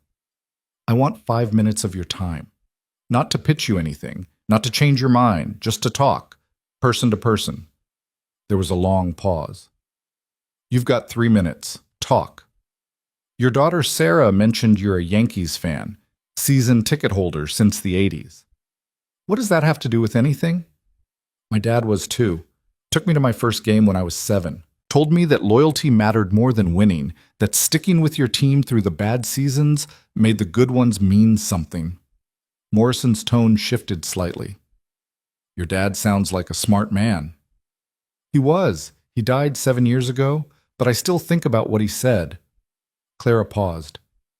Adrian Vale is a lot of things. He's demanding. He's stubborn. He's terrible at admitting when he needs help. But he's also loyal. He doesn't make promises he can't keep. And when he commits to something, he sees it through, bad seasons and all. Ms. Hayes, I'm not asking you to change your decision. I'm just asking you to give him a chance to respond before you make it final. To actually talk to him instead of going through intermediaries. Because I think you're making this choice based on numbers when it should be based on partnership. And partnerships require conversation. Another long pause. Have him call me tomorrow, 9 sharp. I'll give him 10 minutes. Thank you, Mr. Morrison. Don't thank me yet. 10 minutes isn't a guarantee of anything. He hung up. Clara stood holding her phone, adrenaline coursing through her. She'd either just saved the deal or made everything worse. Adrian appeared in the doorway. What did you do? Got you 10 minutes tomorrow at 9. Don't waste them. Clara, don't thank me until you actually save the deal. And for the record, I'm terrified I just made things worse. Adrian pulled her close, his face buried in her hair. How did you know what to say? I didn't. I just knew that numbers and lawyers weren't working, so maybe humanity would. She pulled back to look at him. What are you going to tell him tomorrow? The truth. That we want this partnership because we believe in the project, not just the profit margin. That we're willing to negotiate on terms if it means building something that lasts. That's good. Lead with that. Adrian kissed her forehead. Come back to bed. I need to be coherent tomorrow. The call at 9 lasted 45 minutes. Clara tried to work but couldn't concentrate, kept glancing at Adrian's office door. When he finally emerged, his expression was unreadable. Well, she asked. He's giving us another week to match the competitor's offer, and he wants you at the next negotiation. Me? Why? Because, and I quote, anyone who calls me at 2 a.m. to talk about baseball and loyalty deserves a seat at the table. Adrian's smile was small but genuine. You just became the company's secret weapon. Clara wasn't sure how she felt about that. Being useful was good. Being relied on felt like pressure she wasn't sure she could handle. The negotiation the following week was intense. Morrison brought his entire team, lawyers, accountants, his daughter Sarah, who turned out to be the company's CFO. Adrian brought Linda, their lead attorney, and Clara. For 3 hours, they went back and forth on terms, percentages and timelines and contingencies that made Clara's head spin. She contributed when she could, mostly by reading the room and suggesting breaks when tensions got too high. They didn't get everything they wanted, but they got the deal. Modified terms, tighter timeline, but it was solid.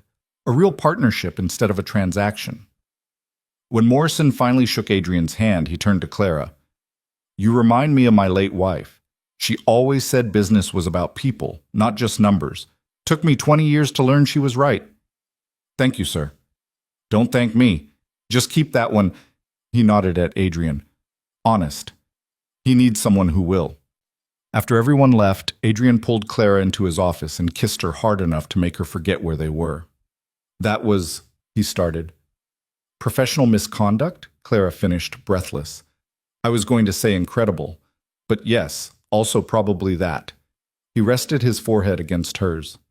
Thank you. For the call. For today. For all of it. We're a team, Clara said. That's what teams do.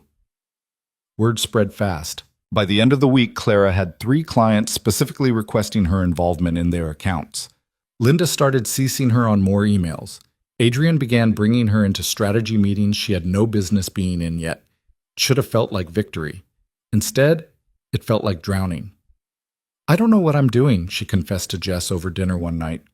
Everyone keeps acting like I have answers, and I'm just making it up as I go. That's literally what everyone does, Jess said, stealing a fry from Clara's plate. The difference is you're honest about it. That can't be sustainable. Why not? You're good at reading people, good at making them feel heard. That's a skill, Clara. Not everyone has it. But I don't have a business degree. I don't have experience. I'm just what? Just someone who's worked harder than most people I know? Just someone who's had to figure everything out the hard way? Jess's expression was serious. Stop waiting for someone to tell you you're allowed to be good at this. You're already doing it. Clara wanted to believe that. But the imposter syndrome was loud and persistent. The breaking point came a month later, a major client meeting where Clara was supposed to take the lead. The client was a developer named Marcus Chen, notoriously difficult, known for walking out of meetings if he got bored. Clara had prepared for 2 weeks, knew the proposal inside and out, had practiced her presentation until she could do it in her sleep. And then Chen showed up with his entire team plus 2 investors Clara hadn't known would be there, and her carefully prepared presentation suddenly felt woefully inadequate. 10 minutes in, Chen interrupted. This is the same pitch Vale gave me last month. I thought you were supposed to bring something new. Clara's mind went blank. She could feel everyone watching her. Adrian's expression was carefully neutral, but she could sense his tension. You're right, she heard herself say. This is the same framework. Different details, same bones. And you know why? Because the framework works. It's gotten results for 8 other clients in similar situations. But you're not interested in what worked for someone else. You want to know what's going to work for you specifically. Chen leaned back. Go on. Clara abandoned her presentation entirely, started asking questions instead. What were Chen's actual concerns? What had other firms missed? What would success look like to him? They talked for an hour. Real conversation, not pitch and parry. By the end, Clara had 3 pages of notes and a completely different understanding of what Chen needed. Send me a revised proposal based on this conversation, Chen said as he stood to leave. And Ms. Hayes? Next time, skip the PowerPoint. This was much better. After he left, Clara collapsed into her chair. That was terrifying. That was brilliant, Adrian said. Linda and the rest of the team were nodding in agreement. I completely abandoned the plan. The plan wasn't working. You adapted. That's exactly what you should have done. Clara looked at her notes, still trying to process what had just happened. She'd gone off script, trusted her instincts. And it had worked. Maybe she could actually do this. The revised proposal took 3 days to pull together. Clara worked late every night, subsisting on coffee and takeout. Adrian tried to help, but she shooed him away. I need to do this myself, she said. Need to know I can. When she finally sent it to Chen, she felt like she'd run a marathon, exhausted but accomplished. Chen's response came 2 hours later. This is exactly what I was looking for. Let's move forward. Well done, Ms. Hayes. Clara read the email 3 times, making sure she wasn't hallucinating. Then she walked into Adrian's office and showed him her phone. I did it, she said, and was mortified when her voice cracked. I actually did it. Adrian pulled her into his arms. I never doubted it. I did. Every single day. I know, but you did it anyway. That's courage. That night they celebrated with expensive wine and cheap pizza, a combination that somehow felt perfect. Clara was exhausted and elated and still processing the fact that she'd closed a major deal entirely on her own merit. Can I ask you something? Adrian said as they sat on the couch, Clara's feet in his lap. Sure. Are you happy? Actually happy?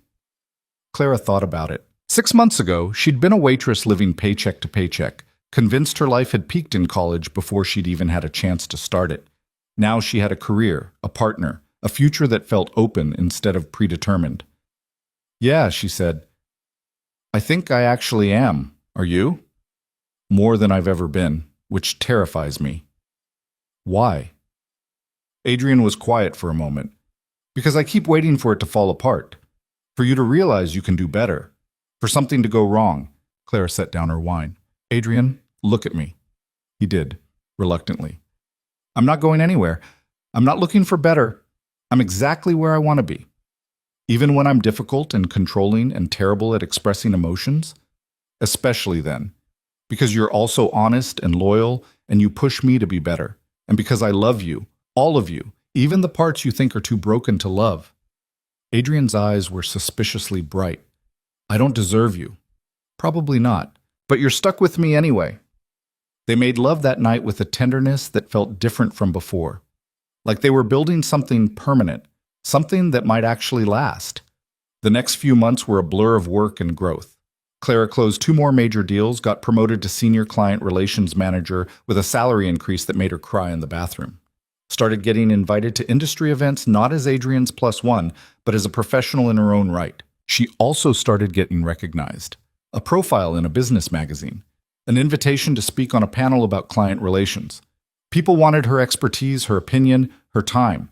It was overwhelming and exhilarating, and sometimes felt like too much too fast. I need a break, she told Adrian one Friday evening. Just a weekend. No work, no events, no being on. Okay. What do you want to do? I don't know. Something normal. Something that reminds me I'm still a regular person. And they ended up at a diner not unlike the one Clara used to work at. She ordered pancakes at 8 p.m. and didn't care that it was weird. Adrian got a burger and actually relaxed, his shoulders losing their permanent tension. This is nice, he said. See? Normal can be good. I forget that sometimes. Forget how to just exist without an agenda. A waitress came to refill their coffee. She looked exhausted, moved with the efficient weariness Clara recognized from years of doing the same job. On impulse, Clara left a $100 tip on a $20 check. Adrian raised an eyebrow. Generous. I know what it's like. How much that job takes from you, how little it gives back. You miss it? No, but I remember it. Remember feeling like I'd always be stuck there. Clara paused. Sometimes I still can't believe this is real, that I'm actually here. It's real. You earned it. Did I? Or did I just get lucky that you happened to be in the right place at the right time? Adrian set down his coffee.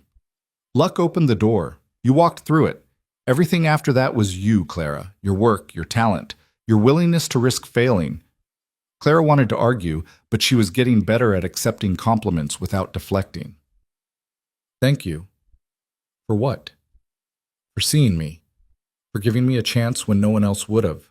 I didn't give you anything you didn't already have. I just got out of the way and let you use it. They stayed at the diner until closing, talking about everything and nothing. When they finally left, Clara felt more grounded than she had in weeks. The weekend reset helped, but by Monday Clara was right back in the pressure cooker. A new client with impossible demands. A conflict between 2 team members she had to mediate. A proposal that needed to be rewritten from scratch because the first version missed the mark completely. She was working late on a Thursday, alone in her office, when her phone rang. Unknown number. Clara Hayes. Clara, it's Patricia. Patricia Blake. Clara's stomach dropped. She hadn't heard from Ethan's mother since the wedding. Mrs. Blake, what can I do for you? I need a favor, a business favor, not a personal one. I'm listening. I'm on the board of a nonprofit. We're hosting a fundraising gala next month, and our event coordinator just quit, left us completely in the lurch. Patricia paused. I need someone who can handle high-profile clients, manage complex logistics, and navigate difficult personalities. Your name came up. Clara was too surprised to respond immediately. I know we haven't exactly been friendly, Patricia continued, but I'm practical. And from what I hear, you're very good at what you do. This is a business proposition, paid, of course, competitive rate for the work involved. Why me specifically? Because you impressed Robert Morrison, and Robert doesn't impress easily. Because you've built a reputation in 3 months that takes most people 3 years. And because, despite our history, I trust you to get the job done. Clara's mind raced. Working with Patricia would be awkward at best, antagonistic at worst. But it was also an opportunity, a chance to prove she'd moved beyond being Ethan's discarded ex-girlfriend. Send me the details, Clara said. I'll look at them and let you know. Thank you. I'll email everything tonight. After Patricia hung up, Clara sat staring at her phone. Adrian appeared in her doorway. You're working too late again, he said. Patricia Blake just offered me a consulting job. Adrian's expression shifted. Ethan's mother? The same. She needs help with a fundraising gala. Are you seriously considering it? I don't know. Should I? Adrian came into her office, sat on the edge of her desk. That depends. Why would you take it? To prove I can. To show her and everyone else that I'm more than what Ethan made me feel like I was. You've already proven that. You don't need Patricia Blake's validation. Maybe I need my own validation. Need to know I can face that world again and not feel small. Adrian studied her. If you take this, it's going to be uncomfortable. Patricia isn't going to make it easy. I know. And Ethan will probably be there. At the gala. Clara hadn't thought about that. The idea of seeing Ethan again, this time with Adrian at her side, felt strange. Not painful, just strange. I can handle it, she said. I know you can. The question is whether you should have to. Clara considered. Part of her wanted to avoid the whole situation, keep her distance from anything Blake-related. But another part, the part that had grown over the past 6 months, wanted to face it head-on, to prove that she'd moved so far beyond that chapter that it couldn't touch her anymore. I'm going to do it, she decided, but on my terms. Professional, boundaries, and I'm not doing it to prove anything to them. I'm doing it because it's a good opportunity and I can handle it. Adrian smiled. That's my girl. Clara spent the weekend reviewing Patricia's materials. The gala was massive. 500 guests, silent auction, sit-down dinner, entertainment. The kind of event that required military-level organization and the ability to manage a dozen competing egos. It was also exactly the kind of challenge Clara had learned to thrive on. She met with Patricia the following Tuesday. The meeting was professional, almost warm. Patricia outlined expectations, budget, timeline. Didn't mention Ethan once. I appreciate you doing this, Patricia said as they wrapped up. I know our history is complicated. This is business, Clara said. History doesn't enter into it. Fair enough. Patricia stood. For what it's worth, you've done well for yourself. Better than I expected. It wasn't quite an apology, but coming from Patricia Blake, it was close. Clara threw herself into planning the gala. It was exhausting work on top of her regular job, but she loved the challenge, loved proving she could juggle multiple high-stakes projects and excel at all of them. Adrian helped where he could, but mostly stayed out of her way. He understood she needed to do this herself. 2 weeks before the gala, Clara was finalizing seating arrangements when Ethan called. I heard you're coordinating the event, he said without preamble. I am. That's unexpected. Is it? I'm good at my job, Ethan. Your mother recognized that. I didn't mean... He sighed. Can we talk? In person. Just for a few minutes? Clara almost said no, then decided that maybe one final conversation would close the door completely. Fine. Coffee tomorrow. Same place as last time. 30 minutes. That's it. Thank you. She told Adrian about the meeting. He didn't look happy, but didn't argue. Want me to come with you? He offered. No, this is something I need to do alone. Ethan looked worse than he had at their last meeting, thinner, tired. Vanessa had filed for divorce, he told Clara. The marriage had lasted 6 months. I'm sorry, Clara said, and meant it. I'm not. It was a mistake from the start. Marrying her, I mean. I did it for all the wrong reasons. And you're telling me this why? Ethan met her eyes. Because I want you to know I regret it. All of it. How I handled things with you. The choices I made. The person I was. Okay, I accept your regret. Is that all?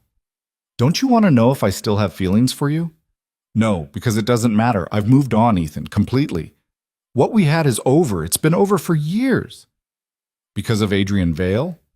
Clara stood. Because of me. Because I finally figured out that I deserve someone who chooses me. Consistently, without conditions. Adrian happens to be that person. But even if he wasn't, I still wouldn't go back to you. Clara, we're done. This conversation, this history, all of it. I'll see you at the gala, and after that, I'd appreciate it if you'd stop reaching out. She left before he could respond. Felt lighter, somehow. Like she'd finally set down a weight she'd been carrying for years. The gala was perfect. Clara had orchestrated every detail, managed every crisis, smoothed over every conflict. When the night finally arrived, everything ran like clockwork. She wore a deep blue dress that Adrian had picked out, her hair styled by Patricia, her confidence genuine. She moved through the crowd not as Ethan's ex, but as Clara Hayes, successful professional, someone who belonged in this world on her own merit. Ethan was there with his mother. He looked at Clara once across the room. She nodded politely and turned her attention back to her conversation. That was all he got. A polite acknowledgement.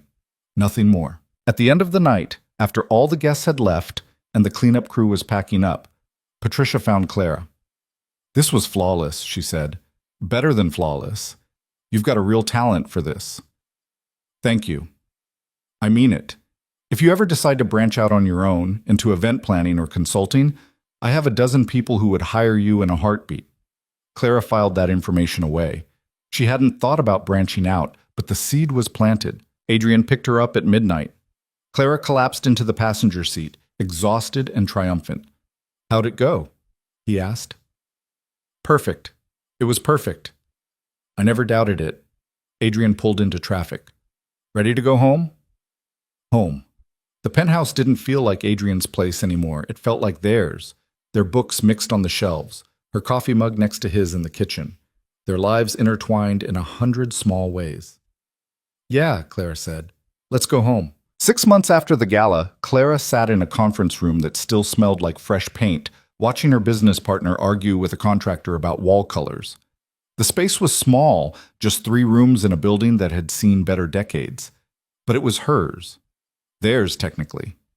She'd gone into business with Sarah Morrison, Marcus Chen's CFO daughter, who'd turned out to be brilliant at operations and terrible at client relations. I don't care if beige is cheaper, Sarah was saying.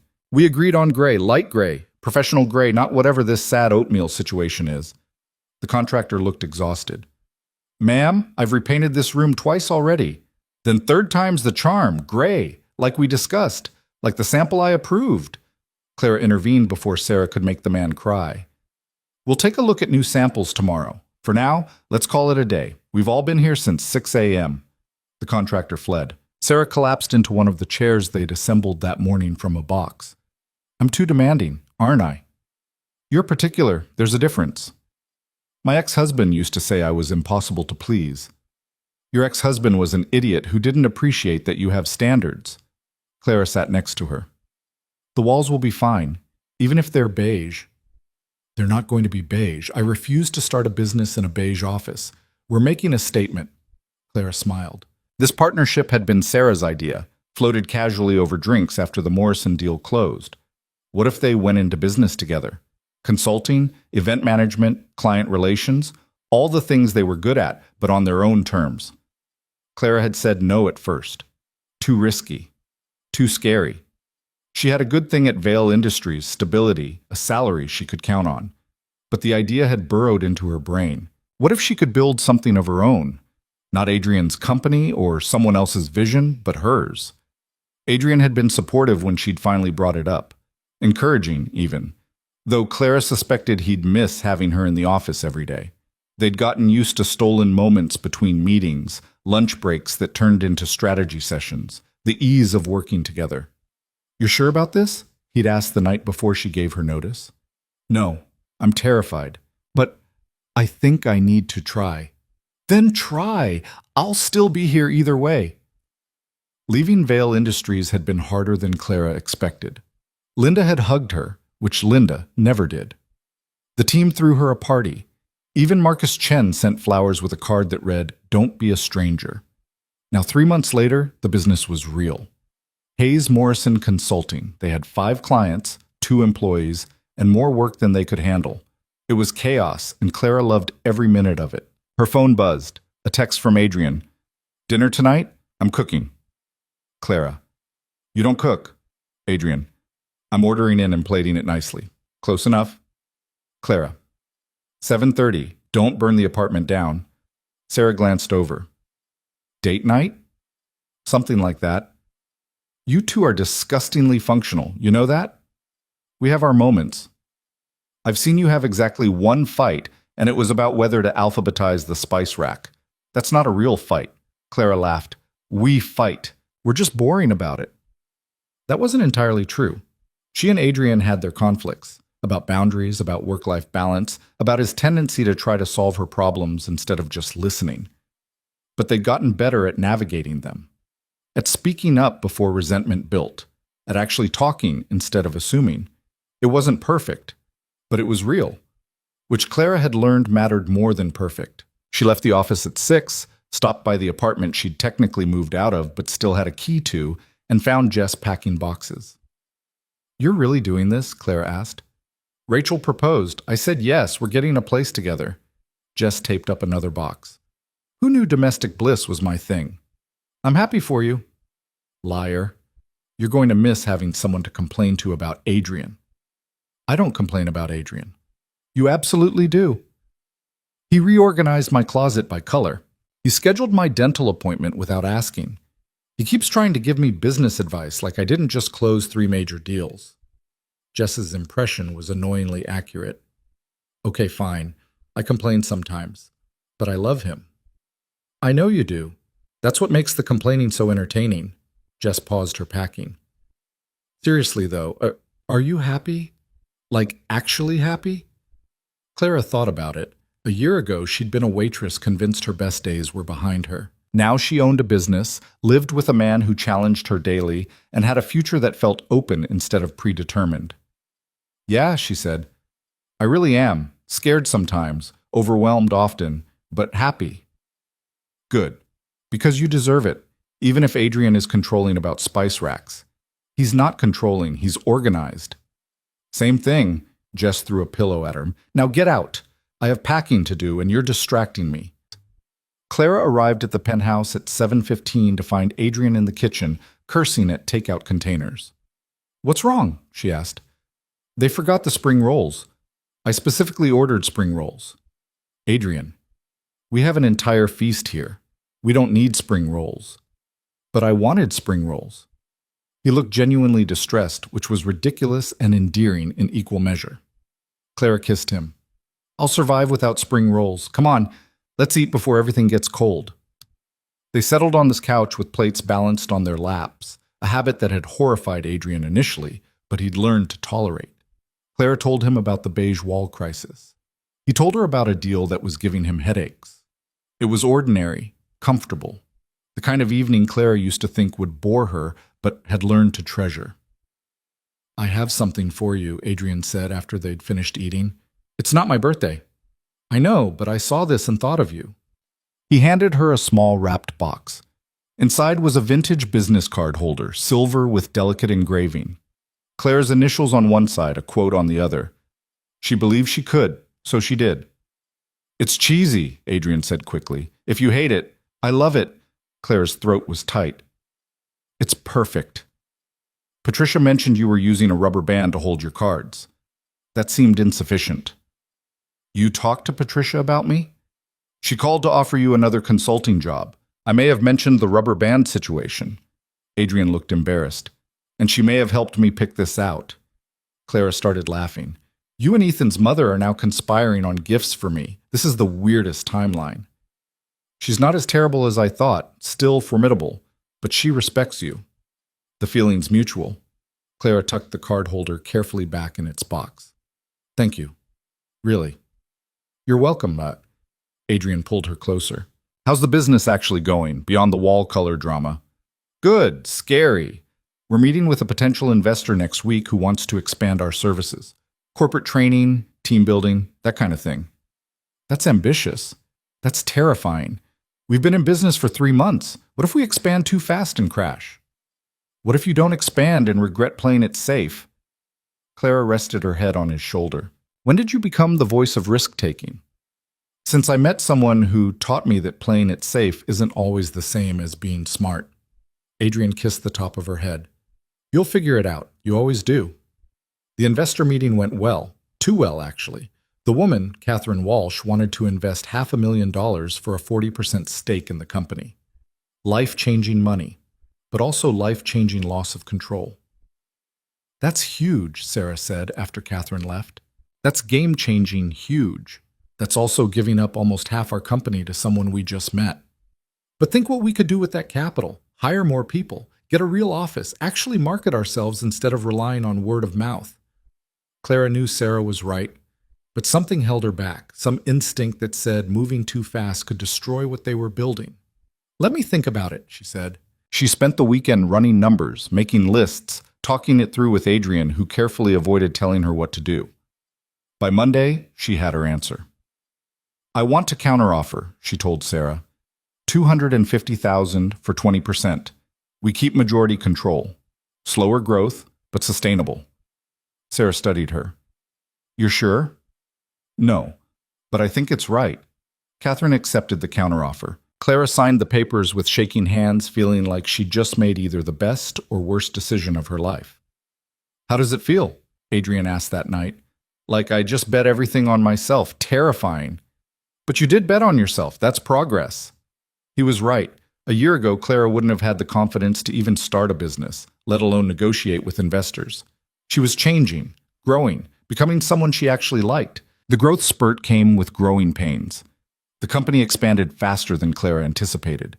They hired 3 new employees, moved to a bigger office with properly gray walls, started taking on corporate clients that required travel and long hours. Clara found herself working late more often than not, missing dinners with Adrian, canceling plans because a client emergency came up, living on coffee and adrenaline and the constant low-grade anxiety that she was going to mess something up catastrophically. You look exhausted, Jess said when they met for lunch one day. Lunch. Clara almost canceled because of a meeting that ran long. I'm fine. You're running yourself into the ground. I've seen you do this before. It doesn't end well. This is different. This is my company. You have to take care of yourself or you won't have a company to run. You'll have a breakdown and a business partner who's furious you left her to handle everything alone. Clara wanted to argue. Couldn't. Because Jess was right. She was falling into old patterns, proving her worth through exhaustion, equating busy with successful. I don't know how to do this, Clara admitted. How to build something big without sacrificing everything else. You learn. You set boundaries. You trust other people to handle things. Jess paused. And you stop trying to prove you deserve success. You already proved that. Now you just have to sustain it. That conversation stuck with Clara. She started delegating more, trusting her team, leaving the office at reasonable hours instead of staying until midnight. It felt wrong at first, like she was being lazy or irresponsible, but the business didn't collapse. In fact, it ran smoother when she wasn't micromanaging every detail. Adrian noticed the change. You seem lighter. I'm trying to not work myself to death. Radical concept. Very radical. I'm proud of you. They were learning each other's rhythms. When to push, when to back off, when to offer advice, when to just listen. It wasn't always smooth. There were still nights when Clara came home frustrated, and Adrian tried to fix it instead of just letting her vent. Still moments when his need for control clashed with her need for autonomy. But they were trying, actually trying, which Clara had learned was more valuable than being naturally compatible. 8 months after starting the business, Clara got a call that changed everything. Ms. Hayes, this is Diana Fletcher from Fletcher Consulting Group. Clara's stomach dropped. Fletcher was one of the biggest consulting firms in the country. National presence, celebrity clients, the works. How can I help you, Ms. Fletcher? I've been watching your company, impressed by what you've built in such a short time. I'd like to make you an offer. The offer was staggering. Fletcher wanted to acquire Hayes Morrison Consulting, absorb it into their larger operation. Clara and Sarah would become partners in the parent company, keep their team, expand their reach exponentially. The money being offered was life-changing. Set for life money. Never have to worry again money. I need to discuss this with my partner, Clara said. Sarah's response was immediate. We should seriously consider this. You want to sell? I want to hear them out. This could be everything we've worked for. They spent 2 weeks in negotiations. Fletcher was offering not just money, but resources, connections, stability, everything a small business could want. But something felt off to Clara. The more she talked to Fletcher's team, the more she realized they didn't care about the business she and Sarah had built. They cared about the client list, the reputation, the assets they could strip and redistribute. Hayes Morrison would cease to exist except as a name on letterhead. I can't do it, Clara told Sarah after their 5th meeting with Fletcher's lawyers. Clara, this is 7 figures. This is everything. This is selling the thing we built so someone else can profit from our work. That's not everything. That's giving up. Sarah looked frustrated. Not everyone gets an offer like this. We'd be stupid to walk away. Then I'm stupid, but I'm not selling. The argument that followed was the worst they'd had. Sarah accused Clara of being naive, of letting pride get in the way of smart business. Clara accused Sarah of selling out, of forgetting why they'd started this in the first place. They didn't speak for 3 days. Clara agonized over whether she'd made the right call, whether her pride was destroying a partnership and an opportunity. On the 4th day, Sarah showed up at Clara's apartment. I've been thinking, Sarah said, about why I wanted to sell, and I realized I was scared we'd fail on our own, scared that this success was temporary and we should cash out while we could. I'm scared too, Clara admitted, every single day, but I'd rather fail on my own terms than succeed on someone else's. Sarah smiled. That's very inspiring and also possibly insane. Probably both. I'm in. We tell Fletcher no. We keep building. And if we crash and burn, at least it'll be our crash and burn. They called Fletcher that afternoon and declined the offer. Clara half expected to feel regret. Instead, she felt relief. And certainty that she'd made the right choice. Adrian's response when she told him was unexpected. You turned down that much money? You think I made a mistake. I think you made a choice, one I probably wouldn't have made, but I'm not you. Are you disappointed? In what? That you chose building something meaningful over cashing out? That you trusted your gut even when it went against conventional wisdom? Adrian pulled her close. I'm the opposite of disappointed. A year into running the business, Clara finally felt like she knew what she was doing. Not perfectly.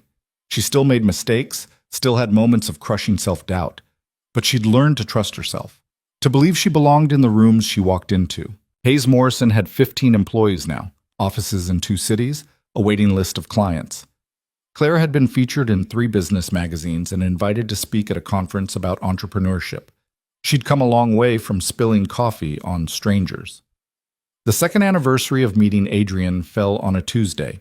He took her to the same diner where they'd had their normal evening a year earlier. Sentimental, Clara teased. Practical.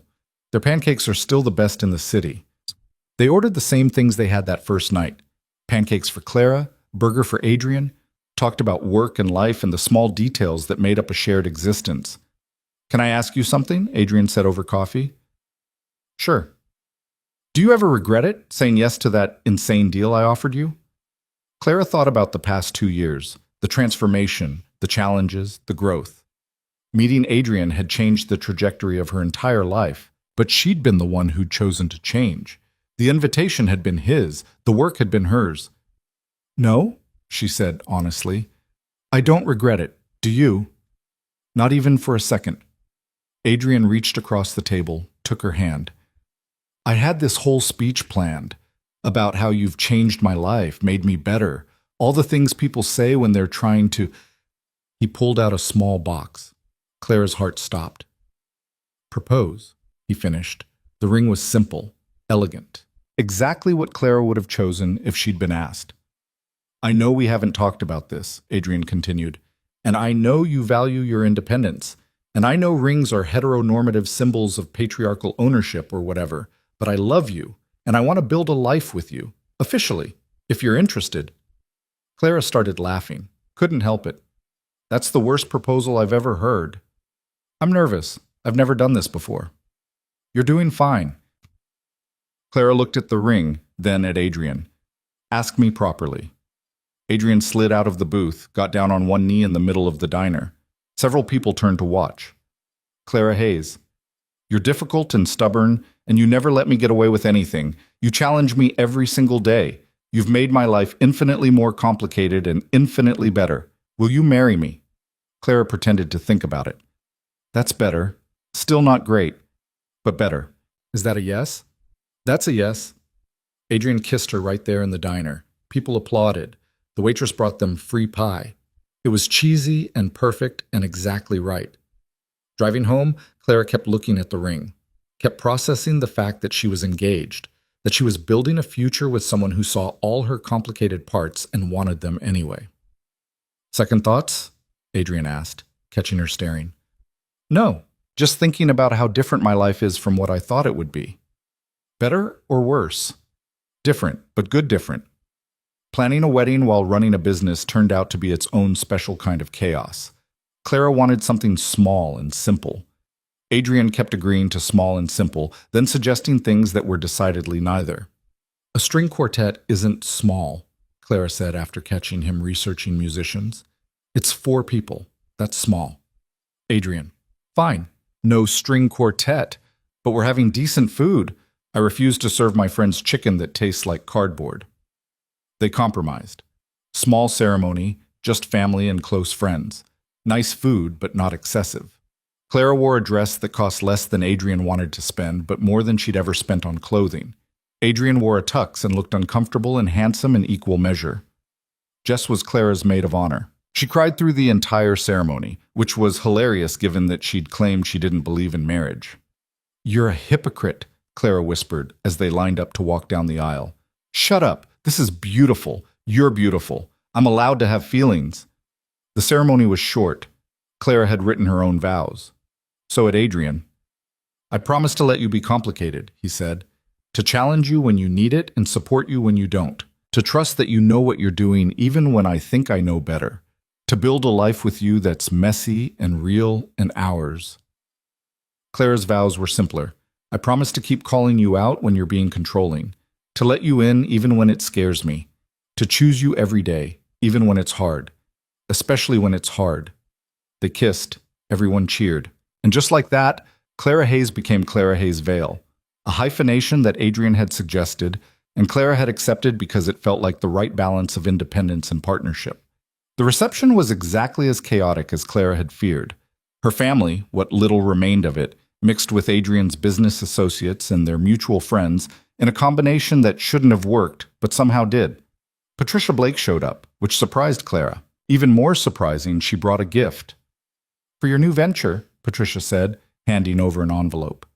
Inside was a check. A substantial one, made out to Hayes Morrison Consulting. Patricia, I can't. It's an investment, business, not charity. I expect returns. Patricia's smile was small but genuine. You've built something impressive. I'd like to be part of it. Clara hugged her, which clearly made Patricia uncomfortable, but she tolerated it anyway. Later, dancing with Adrian while Jess took approximately 1,000 photos, Clara thought about how far she'd come. Not just in business or relationships, but in herself. She'd spent so long believing she was the person Ethan had left behind, believing she'd peaked before she'd even started, letting that rejection define her worth. But rejection hadn't broken her. It had just revealed what was already there, strength she hadn't known she had, resilience she'd stopped believing in, the capacity to choose herself even when it was terrifying. Adrian had been part of that journey, but he hadn't saved her, hadn't fixed her. He'd just been honest enough to see her and patient enough to wait while she learned to see herself. What are you thinking about? Adrian asked. How I used to think happy endings were about getting the guy, having the career, checking boxes on some imaginary list of success. And now, Now I think happy endings are just new beginnings. And the work never really stops, you just get better at doing it. Adrian smiled. That's very wise and also kind of depressing. Welcome to life with me. It's complicated. Good. I like complicated. They danced until Clara's feet hurt and Adrian's formal facade finally cracked into genuine laughter. Surrounded by people who loved them, building a life that was messy and real and entirely theirs. 3 years later, Clara stood in front of a conference room full of college students sharing her story. The invitation to speak had come from her old university, the one she'd dropped out of to take care of her father. She told them about being a waitress who felt stuck, about taking a crazy risk on a stranger's offer, about building a business from nothing, about learning that failure wasn't the end of the world and success wasn't the cure for insecurity. The thing they don't tell you, Clara said to the room of eager faces, is that you're never going to feel ready. You're never going to feel like you deserve it. You're just going to have to do it anyway and figure it out as you go. A hand went up. Young woman, probably 20. What if you fail? Then you fail, and it hurts, and you learn from it, and you try something else. Clara paused. I spent years being defined by someone else's rejection, letting one person's decision to leave dictate my entire sense of worth. And you know what I learned? Other people's opinions of you, even people you love, are just their opinions. They're not facts. They're not destiny. After the talk, several students approached her with questions. One of them, a girl who reminded Clara painfully of her younger self, asked, "How do you know when to take a risk?" Clara thought about the wedding invitation that had started everything. The decision to say yes to Adrian's insane proposal. The choice to start a business, to turn down the acquisition, to keep building even when it was scary. You don't know, she said honestly. You just decide that the regret of not trying is worse than the fear of failing, and then you jump. Driving home, Clara called Adrian. He was in Seattle for a business trip, wouldn't be back until tomorrow. How'd the talk go? He asked. Good. Weird. I kept thinking about how surreal this all is. Which part? All of it. The colleges want me to speak to students, that I run a successful business, that I'm married to someone who actually likes how difficult I am. I more than like it. I require it at this point. You've ruined me for normal people. Clara laughed. Same, probably. Did you tell them about spilling coffee on me? Obviously. That's the best part of the story. That's the part where you assaulted me with hot beverages. I'm not sure it's appropriate for college students. Shush, you love that story. I love you. The story is just okay. Clara pulled into the driveway of the house they'd bought 6 months ago. Not the penthouse anymore, but a real house with a yard and room to grow. Room for the life they were building. Inside, she poured herself a glass of wine and sat on the back porch, looking at the city lights in the distance. Her phone buzzed with a text from Sarah. Fleming, account signed. We're officially too successful. I hate it and love it. Clara smiled. Hayes Morrison now had offices in 4 cities, 40 employees, more business than they could reasonably handle. They were successful by any measure, and it was exhausting and exhilarating and everything Clara had never let herself dream about. Another text, this time from Jess. Rachel and I are pregnant. IVF worked, due in January. You're going to be an aunt. Try not to corrupt my child too much. Clara called immediately. Oh my God, congratulations. Thanks, we're terrified. You're going to be amazing parents. We're going to be disasters, but hopefully loving disasters. Jess paused. How's married life? Good, normal. We had a fight this morning about whether to get a dog. Who won? Nobody yet. We're at an impasse. My money's on you. You always win the important fights. After they hung up, Clara sat with the quiet. Thought about all the people she'd been. The invisible waitress, the discarded girlfriend, the woman who'd taken an insane risk and somehow made it work. She wasn't perfect. Still had moments of crushing self-doubt. Still sometimes felt like an imposter in her own life. Still struggled with boundaries and delegation and the constant low-grade anxiety that she was one mistake away from losing everything. But she was trying.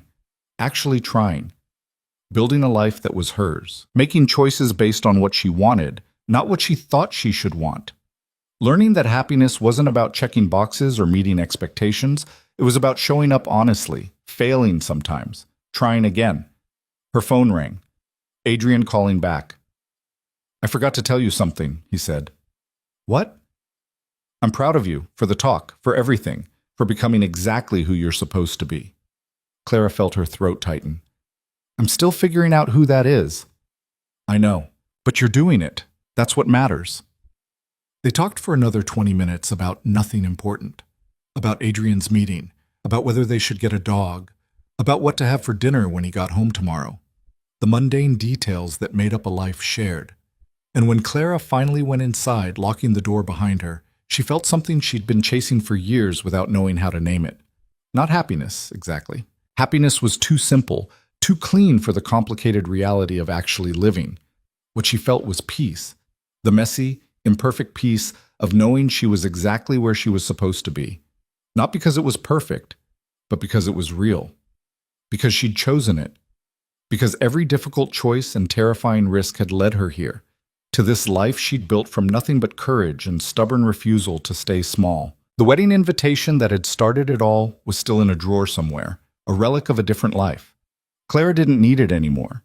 Didn't need the reminder of what she'd survived or who she'd been. She knew who she was now.